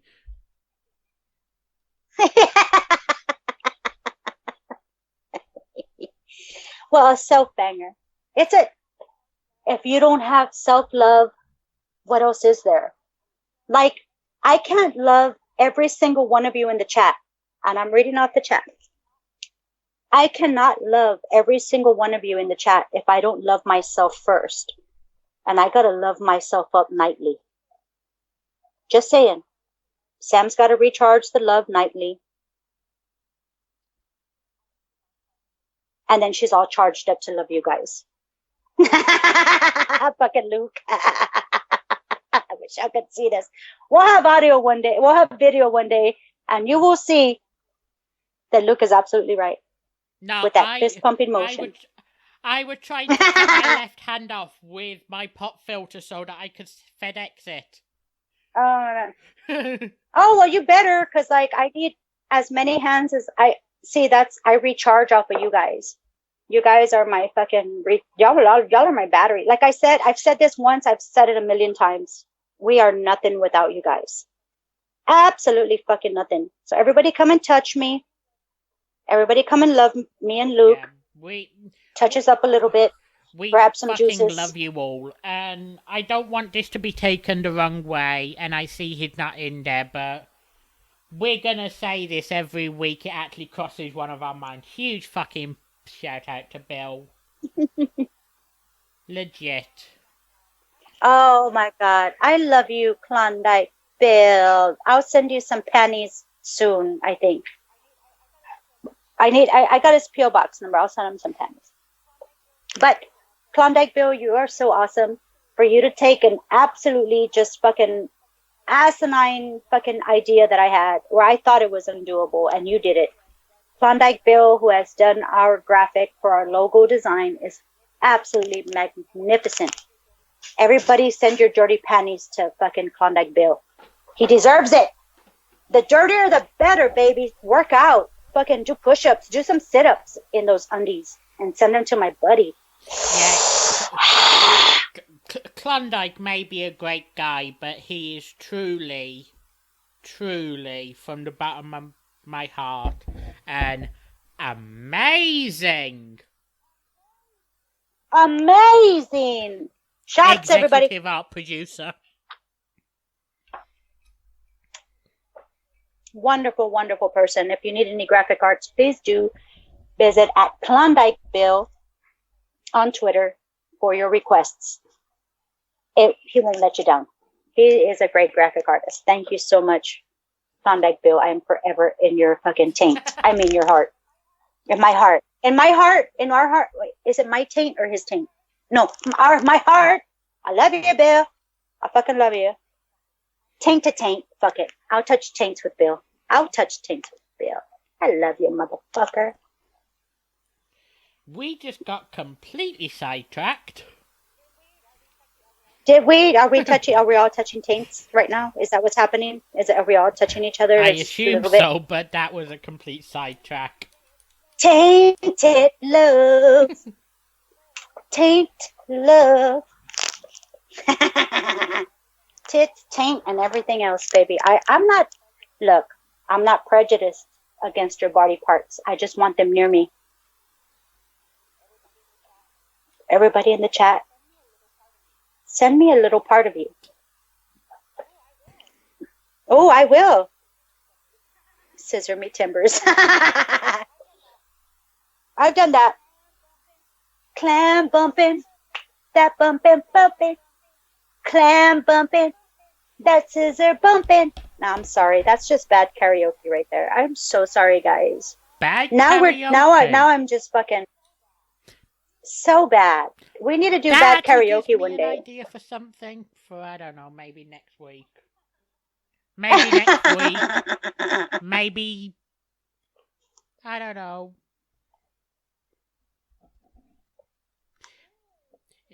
Ooh, if anybody wants to join us for a bad karaoke episode, wouldn't that be fucking fine?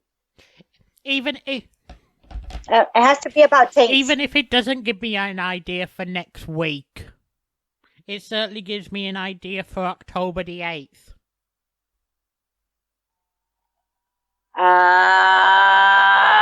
We're going towards... You're going to bring that shit up, Luke? You're going to bring it up? You're going to get me all hyped up? You're going to fucking make me rub my tip right now? What the fuck? You want to fucking hype me up on that shit? I said October? Nothing. Okay. I said nothing. You fucking said enough. You said enough. It was enough to fucking make me fucking want to just... What? Rub that thing. What?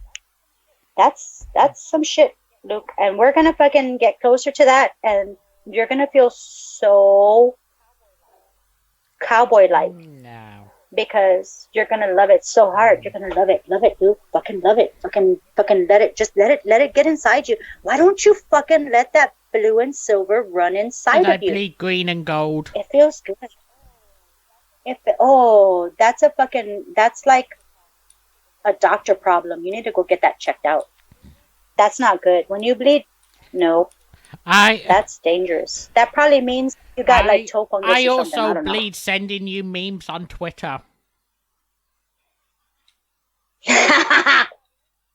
Everybody, look at me. I'm sad. Look at Sam.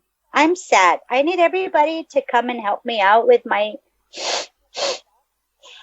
stuff because that's fucking great what you sent me in fucking Twitter, Luke.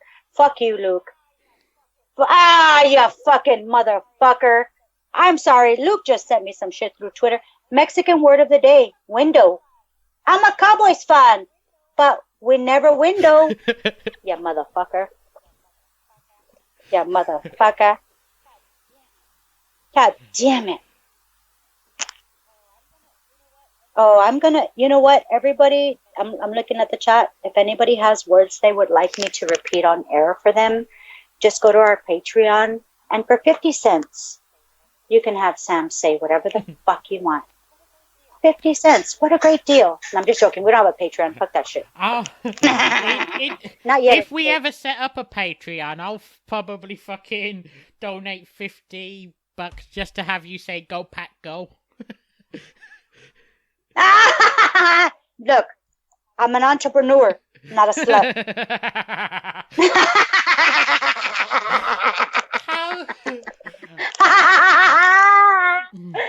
Oh, shit. Wow. Ow. Arriba. Okay. Let's see. That works for Lions too. This chat, man. This chat has me fucking bumping right now. Thank you guys for chat. Wouldn't it work for Hispanic fans of any team except for Green Bay because we're obviously going 19-0 every season from now on till the end of time?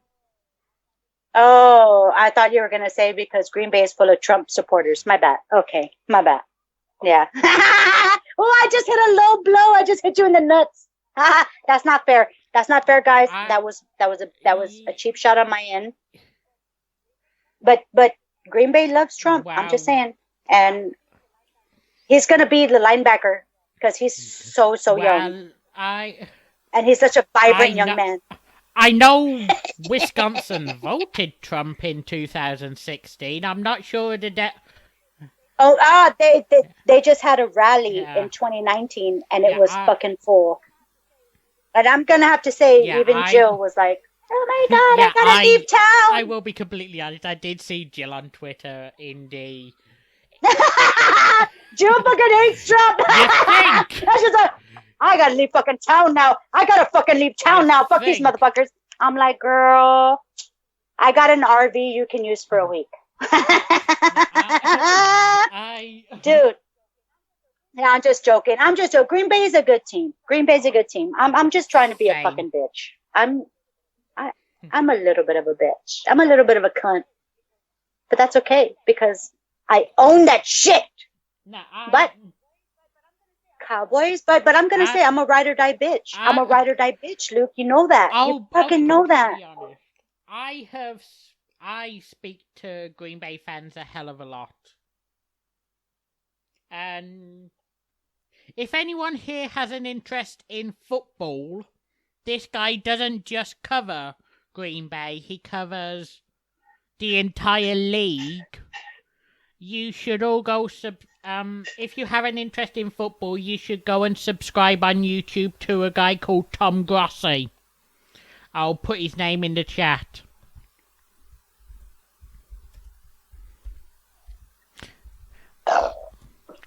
But if you guys have an interest in football, you should all go subscribe to him. Sweet. And dude, I'm not like... Oh, everybody knows I support the Dallas Cowboys. I'm ride or die. I grew up with them. That's what I believe. Like, I'm a loyalist. You know what I mean? Like, to a fucking fault. A lot of people I speak to seem to... a lot of Green Bay fans I speak to seem to have something vehement against Dallas. I don't give a flying fuck if you guys go 15-1 in 2019. You guys could go 15-1 and get to the NFC Championship game for all I care.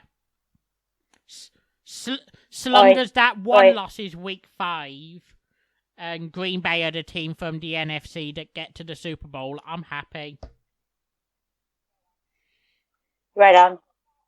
And I see in the chat that says the Lions killed my football. Wrestling Highmark says the Lions killed my love for football. Was that the 0-16 season, or was it before or after that? Oh! I'm looking at. Oh, Papa Dave's asleep. I better touch myself because Papa Dave's asleep. I gotta wake him up. That's my voodoo. I touch myself in a certain spot that you guys don't know, and that makes everybody listen. You have no idea what part I'm touching. And to everyone who says Brady is the GOAT, fuck off, you fucking idiots. Brady likes to kiss his coach. The true GOAT, as much as I really don't want to admit this, I just saw Vic say she's a 49ers fan. The true GOAT used to play for the San Francisco 49ers, Joe fucking Montana. Joe fucking fancy Montana likes to wear fucking fur coats. Nah. 49ers, I don't have nothing against the 49ers. But if Vic is like, she loves the 49ers, whatever Vic loves, I want to lick. Whatever Vic loves, I want to lick so hard. Like, I'm a Cowboys fan, ride or die. I fucking bleed silver and blue, whatever the fucking colors are. But I bleed harder for you, Vic. Like, oh my God. Shit. And we're back.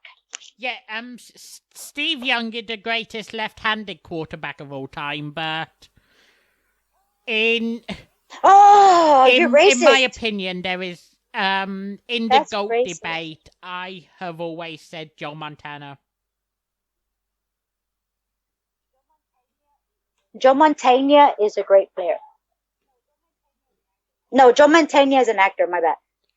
Oh, it was the 16-0 season. Okay, the 0-16 season. Okay. I fucking love that Detroit are one of only two. Detroit are only one of two teams to ever go 0-16, and the other team that went 0-16 actually used it to help fucking rebuild. To the point where just 2 seasons later they're the favourites to win the fucking AFC North. But let's get off football and back on track. What's on And no beats? about 20 minutes ago, we were looking to get into the closing segment. And we got completely fucking sidetracked. I know, and it's so isn't that awesome? Like we have like all our friends here, and it's just kind of given me like if the Energizer Bunny put a double A, not a double A, a 9-volt battery up your ass, and it just got recharged. And like this is the chat right here. And I'm not gonna lie, typically, and I'm saying every single week, one of us will say to the other, "We can only go about an hour. We can only go about an hour and a half." Yeah. And we just get so fucking sidetracked that we lose track of time. Yeah, believe it or not, this was supposed to be just an hour show, guys. But the chat is so fucking awesome. The plan for this was a 1-hour show. And if you go on YouTube or BitChute, you will see the first couple of episodes we sort of stuck to kept that timeline. But ever just since a bit. Then, but we fucked it up. And it's been like 2 or 3 hours. And this week the plan was 90 minutes. We're almost at 2 hours, and we still have the lesson to do.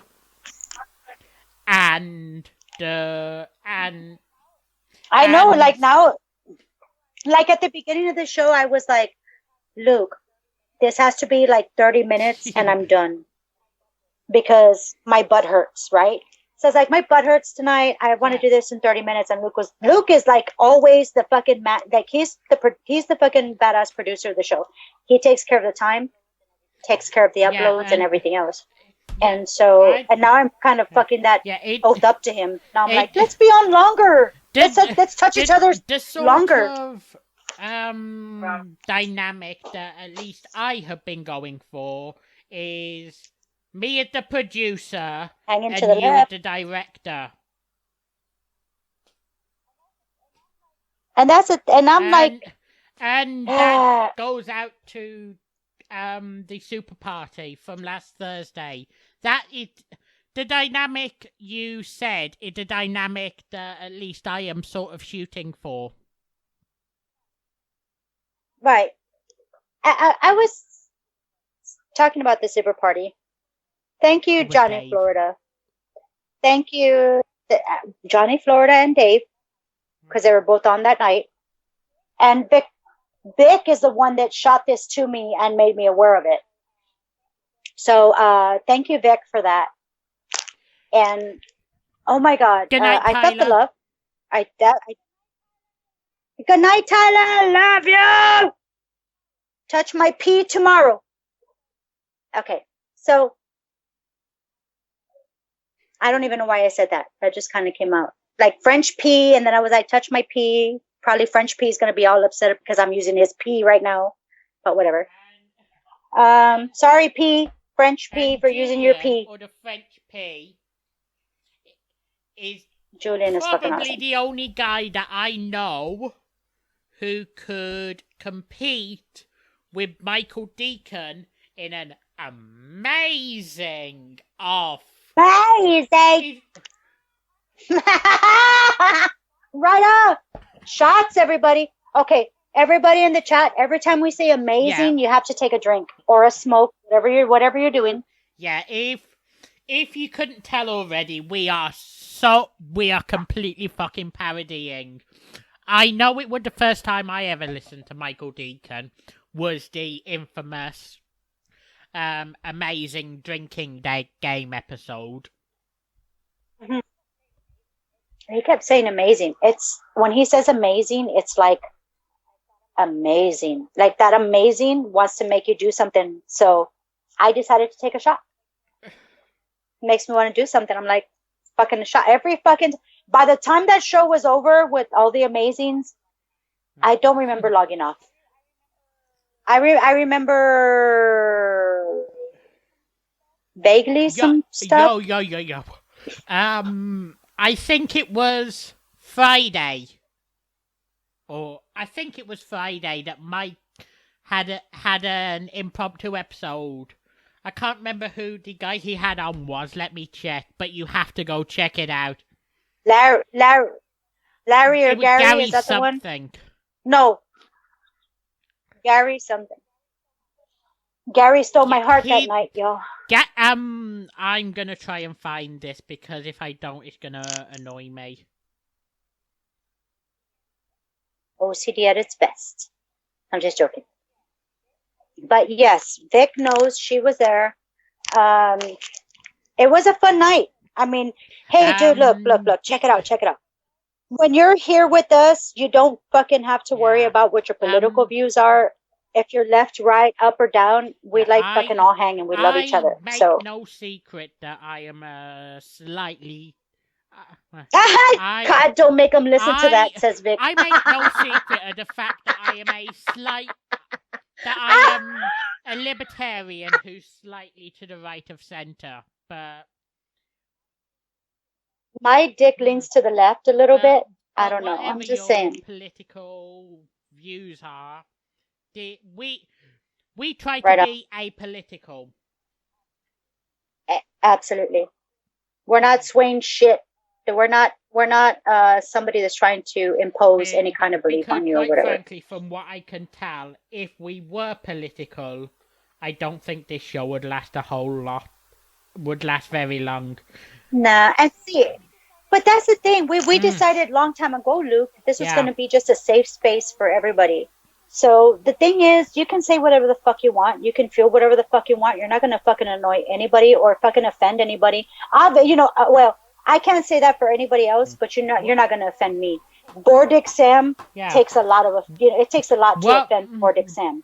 So this is a safe space. Let's touch tits a lot and just in the butt, in the taint. While we try to avoid politics as best as possible, it will obviously seep in from time to time, but we try and keep our personal views out of it as best as possible.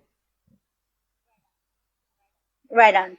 Because we ain't trying to influence nobody. We're just trying to we're trying to create a safe space to where, look, I can't sit here and be Bordick Sam in public. So I get to be Bordick Sam on TCP with you guys. So it's an amazing experience. It's something that you guys give me that it's just amazing. I'm sorry if I mispronounced this. Gary Leguer or something. He has the voice of an angel, and you should all go check it out. He has the purest voice I have ever heard. Wow. So my voice isn't the purest you've ever heard? Fucking great. What, am I a fucking Muppet? Am I a fucking Muppet to you? Do I make you laugh? Am I a fucking clown? Do I make you laugh? I'm just joking. I'm sorry. That's a Goodfellas against, I'm just going to refer to him as Gary because I can't pronounce his second name. Against Gary, there is no such thing as a pure voice. His is just too perfect. Right. Too pure. Too... Oh, I got to listen to that. Does it make you squirt? Does it make you jizz? Does it make you just go, oh no, like that? Like, I totally want to do that right now. Anybody? No? Deke has had some amazing guests on. Pun intended. pun very Absolutely. much intended. Absolutely. But So this close. guy is just fucking epic. It's a sort, and I don't want to sound wrong when saying this, it is the sort of voice that can put you to sleep. It is so peaceful. It is so pure. And I'm actually going to send the link to everyone in the Mixler to the episode. Go check that out after we finish. So you're plugging episodes with like sexy voices that make you touch tips. I'm going to talk about a podcast that probably won't make you want to touch tips. And before you say that, and after this, we do need to get into the lesson and the close.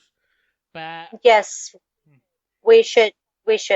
But I'm fucking dragging this out because I'm getting energized by the chat. Yeah, but I'm getting energized. I'm energized by the chat. I know I listened to it. I think I sent you the link the day after. Didn't you listen to it the day after or something?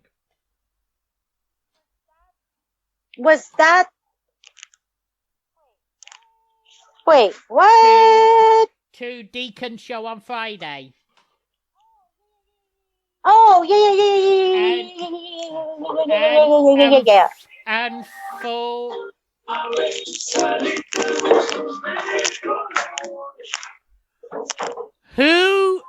Who's playing Mariposa Traicionera?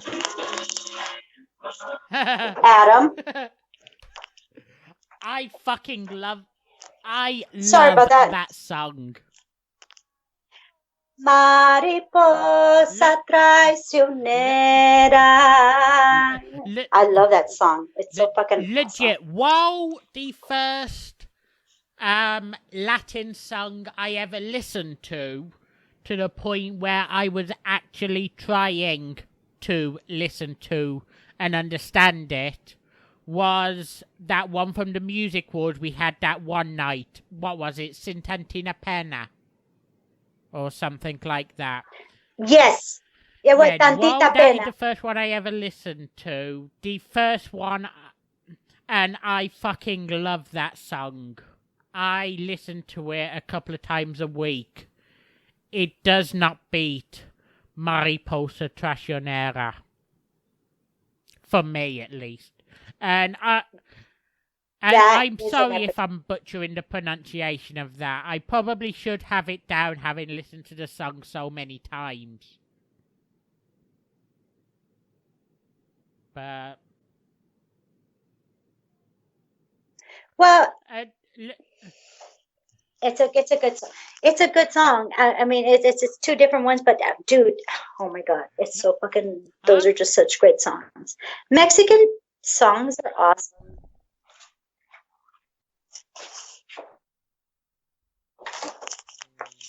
But I know that you had really see. Look, what happens is okay. I'm gonna let the chat in on a little secret, Luke, and. The secret is that when we, shit, I'm almost afraid to let this secret out. But everybody in the chat, whenever Luke and I are pretty tore up, like I'm talking like we're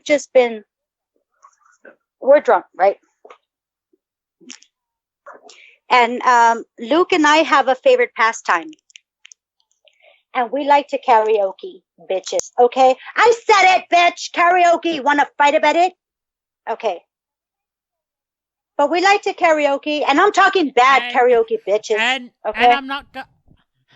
That's actually funny. I'm not going to lie. If anyone thinks back to a few months ago, the whole grasshopper angle... And if you remember, just before we cancelled that, we said the night before we actually decided to cancel it, because we decided to cancel it on the Wednesday, that there were going to be a penance the following week.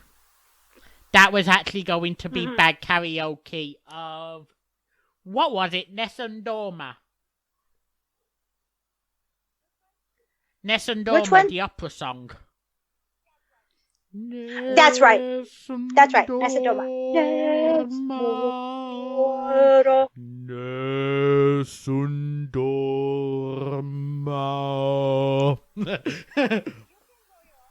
See, you can roll your R's, bitch, but you're just fucking acting. Yeah. But anyway, that's exactly what it was. I mean, Luke, how many times have you and I wound up after a show on fucking Skype for 2 or 3 hours after that, fucking doing karaoke fucking wars? That's our thing. We love to do. I love to do karaoke wars with you. You're so great with that. Typically end up doing that of a Tuesday night after the show, but we typically end up doing it at least once a week on a non-show night. Pretty much. I know, and I want to do that on air, but then it's like copyright issues and shit like that. If we're singing it badly, does it not count? From at least what I've worked out from the fact that we play music every week, there is no issue with music on Mixler. There's, on Mixler, apparently there's just an issue with music on sites like YouTube. And while I don't know if there's an issue with BitChute, I don't want to test it. Right. Damn. So look, this is the thing. I've been wanting to do like a poll online to see if they want to do bad karaoke and shit. And me and you we'll go up against each other and we'll do some motherfucking bad karaoke, dude. Like so fucking hard, like so bad that it'll make your dick hard. So fucking bad. Set that poll up, and while we're doing the lesson this week, I'll get it up on Twitter and I'll share the link to the poll. Oh, right on. Ah, shit, we're gonna have some bad karaoke, bitches! Oh. But what I will say is the easiest day to do it, for me, is a Saturday. But I don't know if I'll be available this Saturday, and I definitely won't be available Saturday the 18th. So it'll probably have to be something like Saturday the 25th. But we'll work on it. We'll work on it, and I definitely want to do that. I think that would be fucking fun. If you want to set a poll up, I've obviously asked that the lesson this week is the same phrase as last week because I don't think I quite got it, and for something else on trilling or rolling the R's, which we really need to get into. But if you want to set that poll up, I'll share the link to the poll out in the chat so everyone in the chat can go vote as to whether they want us to do a couple of hours of bad karaoke. Vic says no poll necessary. That's because she already has she's already in possession of my poll. So that's why Vic says no poll necessary. Ow! Ow! Touch my poll. If you want to start that poll off and then get into the lesson, that would be great. Right. Well, I can't do the poll. I can't do that poll right now. I'll do it during the week so that they can figure it out. And we'll figure it out next week. It doesn't interfere with the. It doesn't interfere at all. You can send a tweet out while on. I'm trying, but my computer's being like a bitch, and you're like totally calling me out on it. So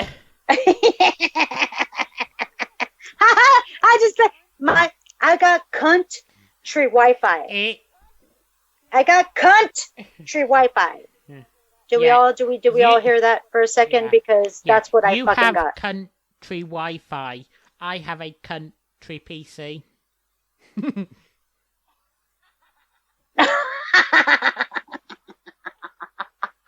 Ow! Gonna lick myself for that one. Woo! Sorry, I licked myself often, guys. Just bear with me. So we're gonna do probably some bad karaoke next week. I think that would be so fun. Let everybody vote for Sam to sing Amy Winehouse because that's all she knows. But yeah, so whatever. Like, just it's all fair and whatever. But damn, now I gotta learn songs, and I don't even fucking know, dude. I'm so bad. I just go num num num num, dick touch num num, touching tips. So happy together. Assuming that on that poll you do, the yes wins. I'm trying to think of a good date to do it, and the first one that springs to mind is the 25th. All right. That's the first. That's when my hamster died. That's when my hamster died. But if that's what you're aiming for, that's great. I'm just joking. I didn't have a hamster that died. He died on the 16th. Yeah, I'm sorry.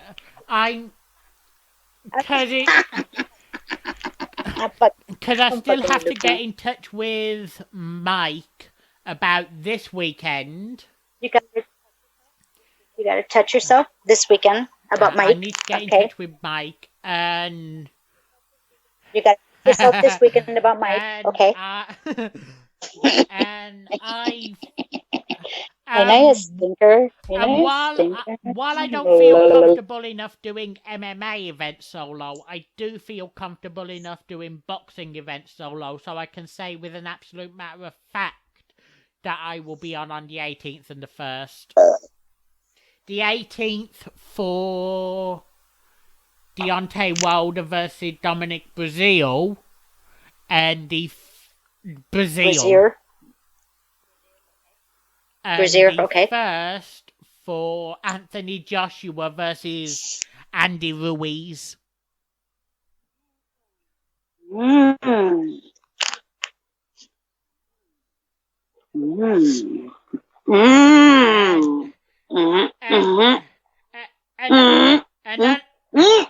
unlike the last boxing event I did, I will actually be uploading these to YouTube. I won't be uploading them to BitChute. The only thing that will ever go up on BitChute are Tuesday episodes of TCP. And the only thing that would ever go up my chute is the fucking people in this chat. I'm just saying, I will upload you guys any fucking day. Gag balls are for fucking gimps. Oh wait, I'm a gimp. I'm sorry. Yes, gag balls.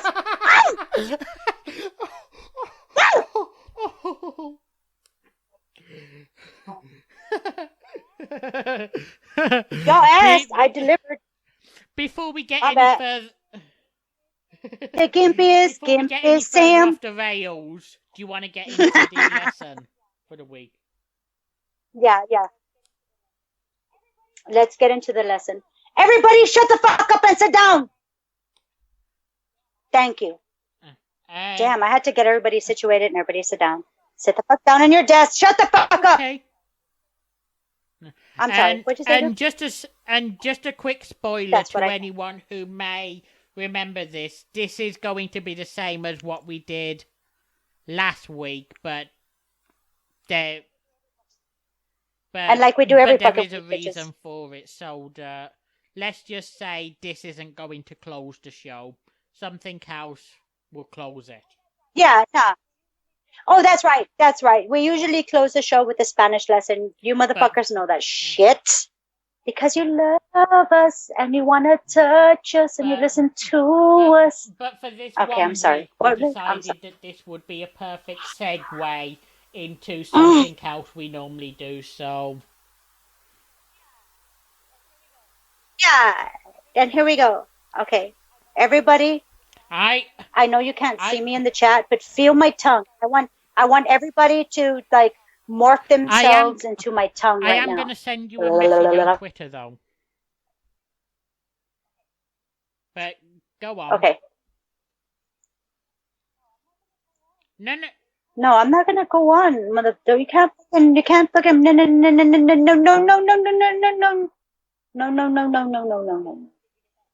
Did you get that? Did you get that joke? No. I'm sorry, Luke. I love you.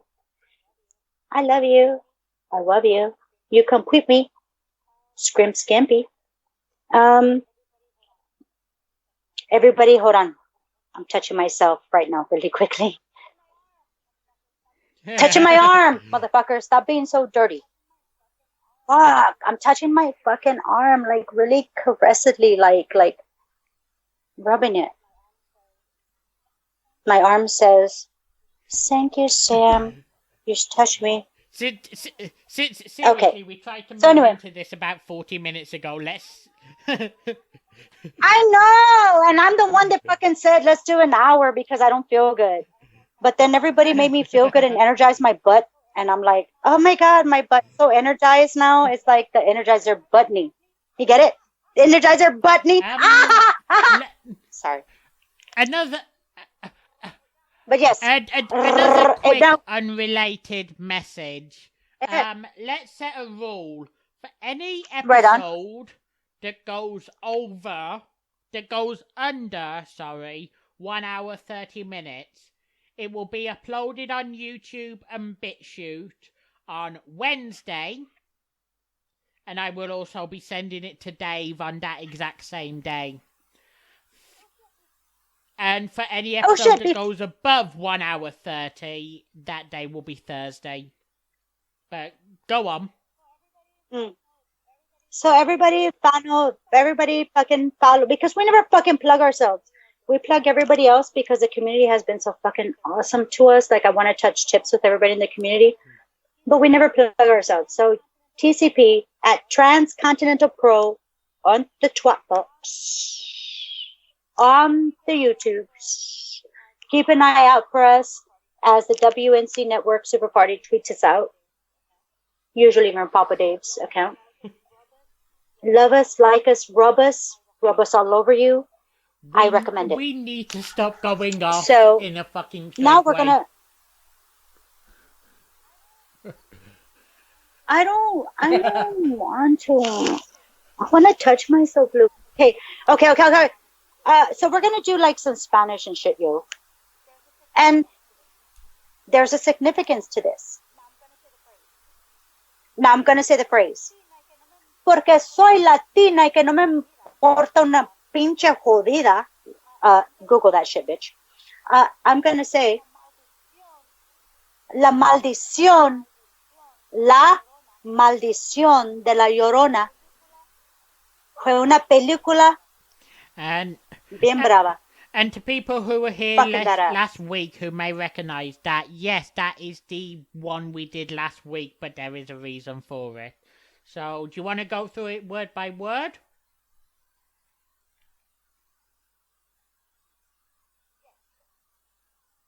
Yes. So, last week, this is a callback.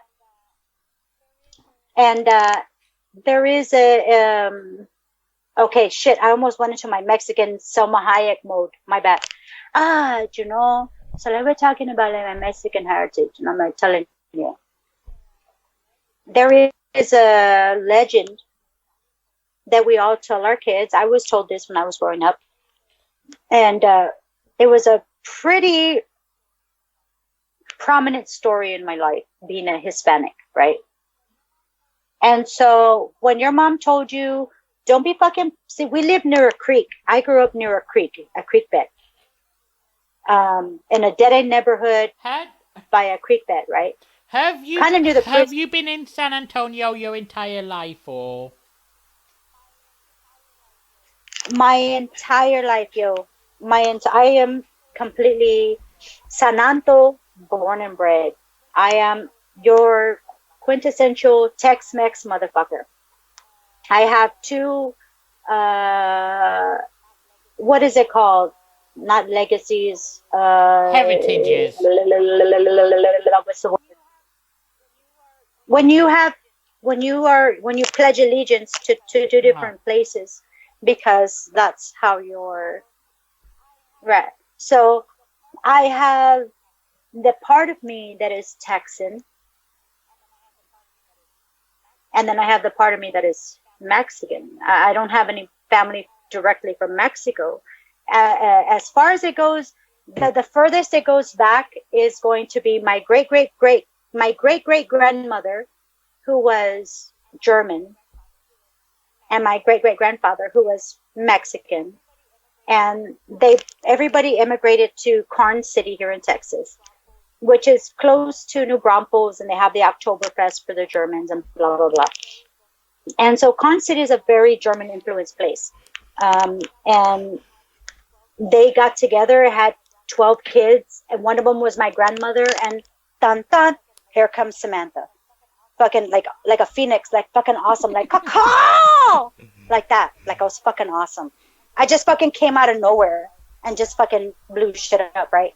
And I'm like, I'm fucking Mexican and German, caw, like that.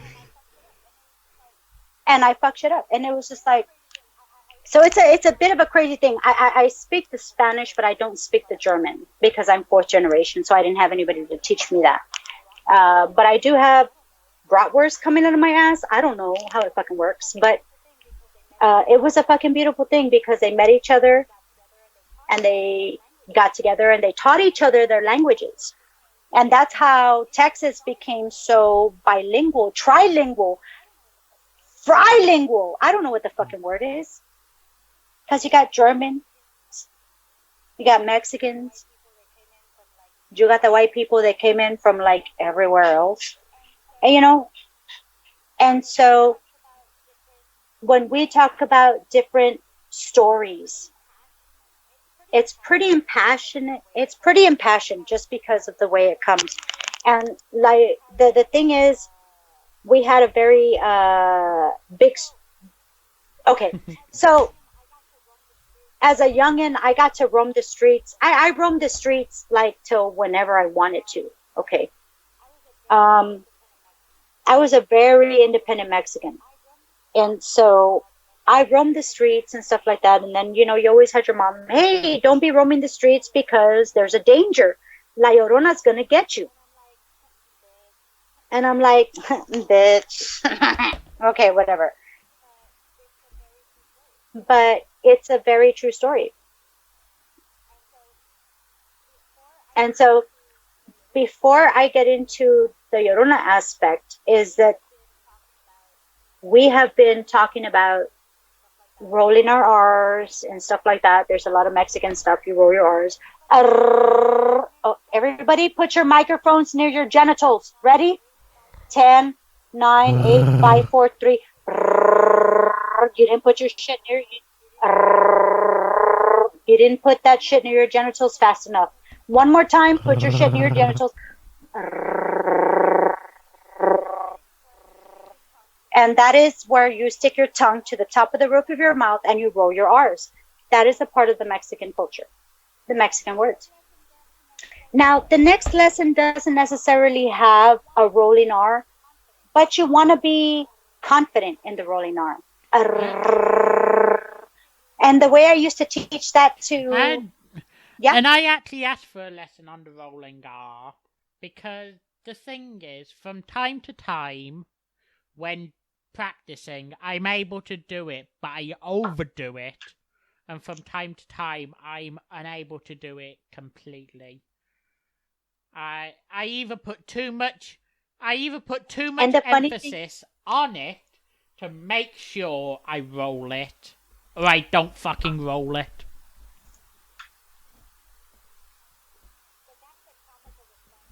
But that's the comical response too, because there's so many comical things as far as like Mexican commercials and shit like that goes, that's where the R was lost. Arriba, arriba. It's not arriba, arriba. It's arriba, arriba. And you gotta play with that tongue a little bit. You gotta make that tongue just, you know what I mean? And so it's one of those things where a lot in Mexican language, you got to play with your tongue. Pun intended, bitch. You got to play with your tongue.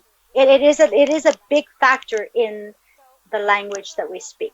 So whenever I had somebody that was trying to learn how to roll their R's, and don't fucking laugh at me, you motherfuckers in the chat, okay? But this is how this is the only way I knew how to teach them. You do know that saying that is conditioning them to laugh, don't you? I probably do. And we're gonna touch tips. We're gonna touch tips about it in a minute. But it's so hard. I know I shouldn't have said that, but that's still. Seriously, but still, it's we like, don't have the time to keep fucking. We don't have the time to keep diverting. So. Oh, okay, my bad. I'm not diverting. I'm telling you about how I learned these people how to roll their R's, and the only way I could teach them was to mutter different words. So the rolling of the R's, the first part of the lesson, I would tell everybody in the group to say arriba, arriba, and people will say arriba, but if you say it long enough, the R's can come out, arriba. And so that was kind of a way that it was just. It was comical, but it was a way to get them to fucking say the Just the a warning, I'm you know probably I mean? going to make myself sound stupid by not being able to roll it, but let me try that. Arriba. You've been a prodigy, shut the fuck up. Arriba. You fucking prodigy bitch. Alright, whatever. How's that? Prodigy bitch. Yeah. Prodigy much? Fucking prodigy much? Fucking learn fucking Spanish better than me much? Yeah. Is that I am either rolling it too much by focusing too much on rolling it, or I've not been rolling it at all. That's the... You gotta roll it. That's true, I gotcha. And the term and the phrase that we're working on doesn't necessarily have rolling R's, but rolling R's is a big part of learning Spanish. You got to roll your R's. Look in the mirror. Practice in the mirror. And that is you putting the tip of your tongue to the roof of your mouth, right in front of 8 and 9. I'm sorry, 8 and 9. The two front teeth. I'm sorry, dental coming back. Sorry. 8 and 9 is the two front teeth. Okay, those are the numerical order of your teeth. 8 and 9. And you're going to put your tongue. Mama me. So that's a little like Wookiee, but we're gonna go with that. I wanna Wookiee noise. And just look at my tongue and look at my mouth. You do that. Let me get it to full screen so that I can actually see it properly. Okay. He's gonna see my tongue properly. Hold on, guys. He's gonna see my tongue properly. Oh, I just dropped I dropped my mouse. But here we go. Look at my mouth. I'm gonna open it wide. Everybody in the chat.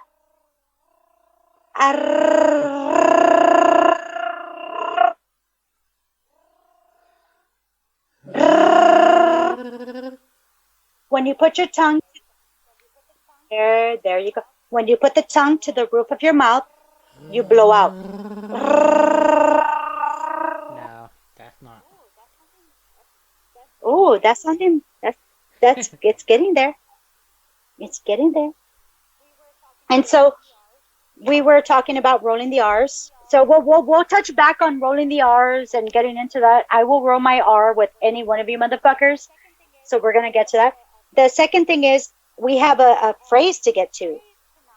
And the phrase tonight for our ending Spanish extravaganza is way to fucking bring it, way to fucking not. I'm just paying. My bad. So anyway. So it's going to be a callback from last week. La maldición de la Llorona. La maldición de la Llorona. Could you do it one word at a time so I have a chance to get each word? Of course. So everyone in the chat, la maldición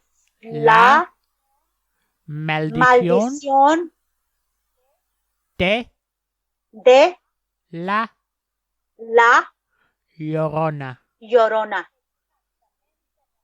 Exactamente, mi amor. Bravo, La bravo, maldición bravo. de la Llorona. La maldición de la... Así es, mi amor. The Curse of La Llorona. Why are we talking about the motherfucking Curse of La Llorona? Well, Luke's gonna tell you right now, bitches. Just fucking hold on to your tips. Okay, well, that covers the lesson. Vic had just asked something about spelling. If you could cover that while I'm covering this. Oh, yeah. Maldi.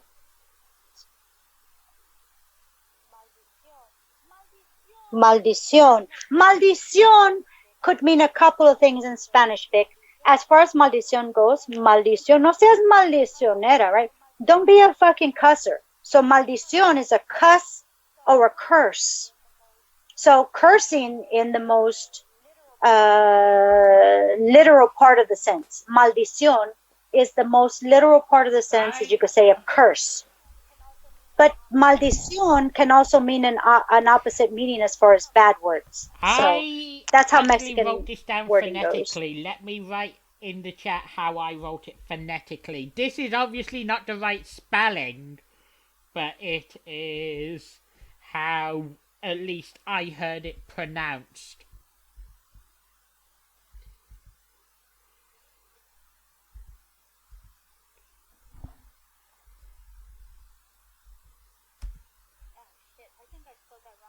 Ah, shit. I think I spelled that wrong in the fucking chat. God damn it.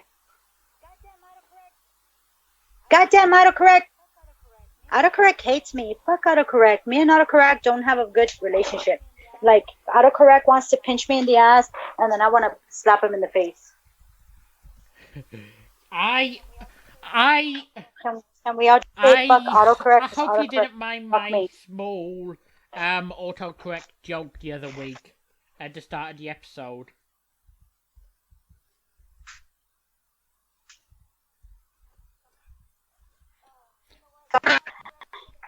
You know what? Me and autocorrect need some fucking arbitration. Because we're pretty pissed off at each other. And I don't know, autocorrect I think he hates me because, like, I fucked around with this chick and shit. And I probably shouldn't have. So, I'm just saying, I don't know.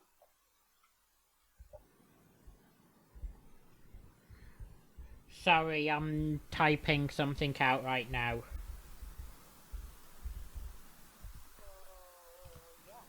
Well, yeah. But to anyone who wants to know why we're repeating that, and I saw Vic say something about she can't wait to see it, which should probably let you all know that a film has just come out that I went to see on Friday evening called The Curse of La Llorona. That dun, is dun, the dun. spelling that I was given, and this is how I spelt it out in my little notebook phonetically.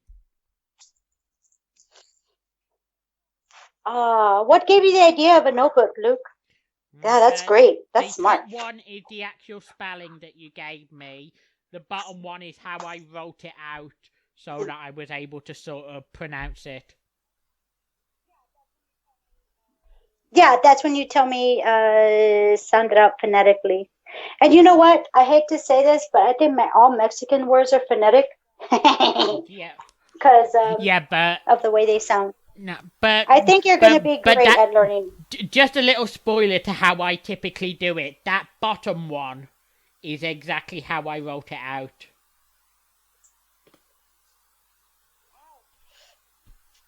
Ouch. If that. That does make sense. But, go on. And I want to... No, we don't have time for a call-in. Sorry. We have so much time. We have so much time. That's what we got. No, I'm just joking. I'm just fucking with time. I'm just making Luke flustered. I'm sorry. I'm just joking. We legit I'm just joking. Do not have time for I'm just making now. That's true because I have to go touch myself. So everybody have a great night. Lick my tips. Yeah. And go see the Llorona. Yeah, No, you gotta do the Llorona. Fucking.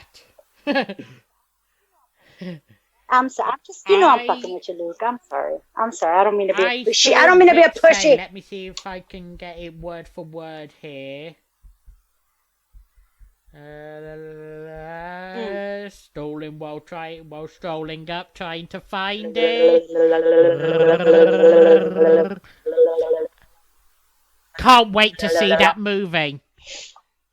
And yes, the whole reason for that being the lesson 2 weeks in a row is we got a movie review this week. I know on April the 17th it was released in, I want to say Argentina, but I'm not 100% certain on that. The First Nation. But the First Nation, but here in Britain, the film The Curse of La Llorona was released Friday. And obviously, for 2 separate reasons. With my adopted big sister Vic getting me obsessed with my horror, wife. Yeah. And also with you being a Mexican, I really had no choice but to watch this film as it combined the both of them. And I'm trying to think how to do that while keeping this as spoiler-free as possible. Gotcha. Because we don't want any of that end-game shit happening to us where you get punched out for spoilers. How to do this as best as possible without spoiling it. And I've had since Friday evening to prepare this, so I really should have fucking prepared it already. I should have wrote myself out a couple of page script or something. I didn't, in case you were wondering. And that's a callback to early January, where I posted a couple of updates. I posted a couple of updates on YouTube with regards to TCP when it was just 1 episode old. And I made mention in both of them about if you're gonna record something, write a fucking script. You can go back, the videos are still up there.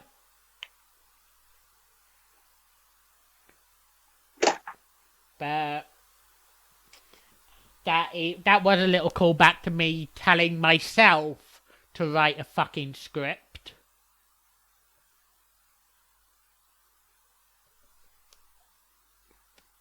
But there were a couple.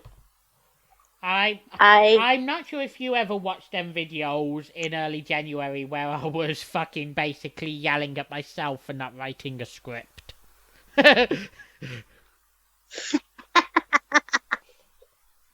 But I fucking loved this film. It's 93 minutes long.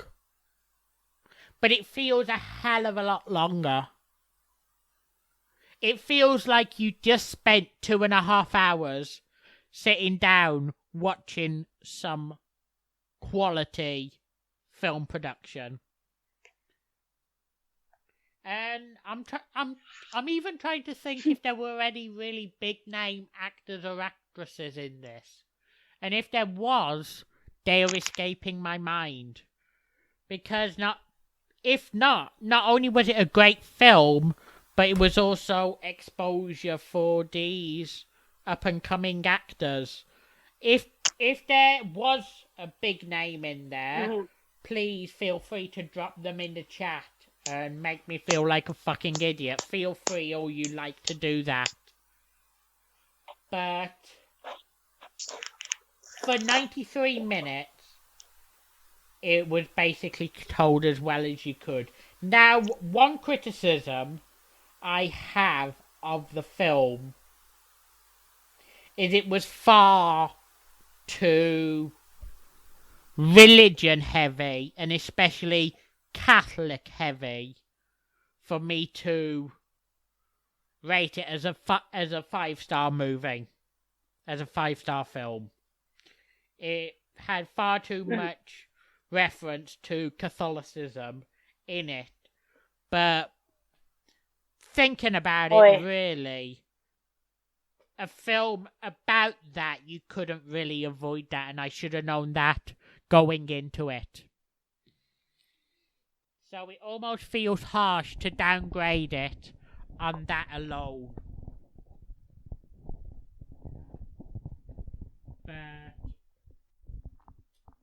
True. But the main fucking legend of this, which everybody fucking knows, you can Google this shit without having the movie towards you, is that the basis of it is a beautiful, like, okay, picture Sensible Sam in a little fucking shitty village, right? So everybody, I want you to picture Sensible Sam all fucking hot, fucking gathering water and corn and shit, like really fucking hot, like, right? Okay? Picture it! Okay. So picture Sensible Sam fucking being all sexy, right?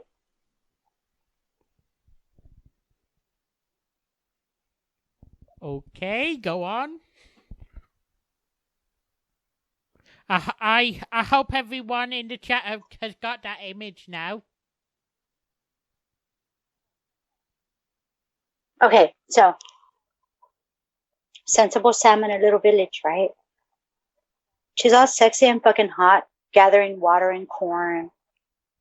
Fucking like really hot, like, right? It's so fucking hot. Like the corn fucking turns into popcorn, right?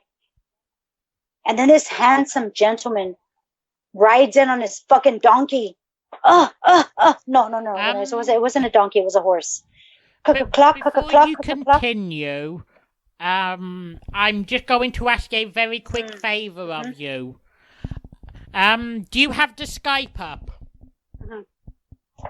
I'm going to count down from 5 to 1, and I'm going to ask if we can have 5 seconds of dead air. No. Oh, we gotta reset? No, I'm going to ask if we can have 5... We should be able to complete this within 8 minutes. But I'm going to ask if we can have 5 seconds of dead air. Everybody, touch yourselves to me for 5 seconds. Sorry, yeah. Touch yourself.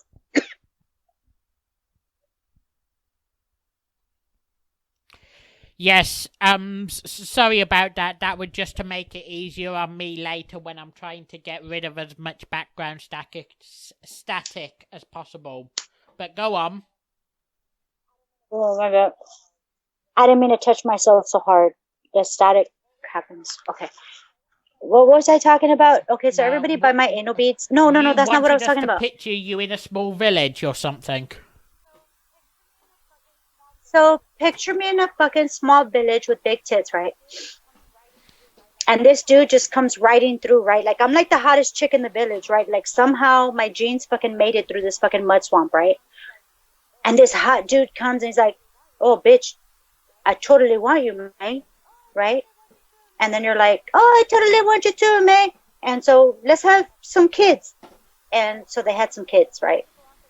And then he had to go off on expeditions and he got all bored with her and shit like fucking men do. And then she was all like, fuck you, man. But the thing was, this dude fucking came back to the village to say goodbye to his fucking kids and not his wife. He didn't even acknowledge her. He had another bitch on the horse. And this is common knowledge. This is on Wikipedia. This is not movie. So he had his bitch on the back of his horse, right? The new bitch, right? Like DM bitch, right? She slid into his DMs, right? And he's all like, "I don't like you no more. Okay, man, you was beautiful, but then I went to like another village and like I found a beautiful more bitch, and so like I want her now. So, but I love my kids. I love you guys. I'll see you later. I love you, man." And then the wife was all like, "Well, fuck you, puto." And she totally fucking got pissed off, drowned her kids in spite of her husband. because he left her and shit like that. And then she went into like she died and she like went to like heaven and shit. And God was like, "Bitch, you kill your kids unless you find them, you don't get in, right? Them's the rules." So that's what she's been trying to do for like the rest of her life, but she never has. Tanta Llorona, bitch. And while this film focuses more on her trying to find. While this film focuses more on her trying to find her kids, as opposed to the events in the life of La Llorona, they do pretty explicitly point out what is going on at the start of the film. But I had to duck it 1 star because of how vehemently religious it was, even though from a Mexican folklore film I should have gone in expecting that. I have to duck it 1 star and give this film, I don't know, 3 3/4. Definitely would recommend. If anyone out here is a fan of the genre, go watch it.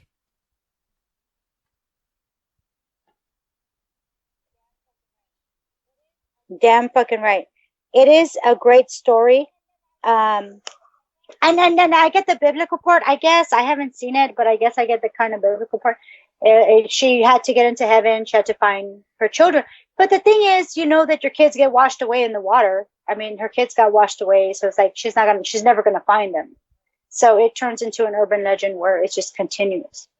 I think I'm really looking forward to the movie. Luke has absolutely got me into it. I totally want to see that. I'm not too keen on all the religious stuff that has to come up on it. I think the religious angle should have probably come up later in the fact of the movie, as far as after the fact, where she killed the kids and she was going to heaven. But it should have been more vanity as far as religious. I think it would have told the story better. The film doesn't really focus on her as much as on her in her life as it focuses on her trying to find kids and children in present day in lieu of her own kids. I will say that is more so what the film is about, but that is about as spoiler as you will get. Right on. Yeah. You gotta go see the movie. Go catch it. It's fucking funny. What is the It's fucking funny. It's fucking awesome. Luke, what is the name of the movie in Spanish? The whole español, por favor. Toda la cosa, mi amor. La maldición de la Llorona.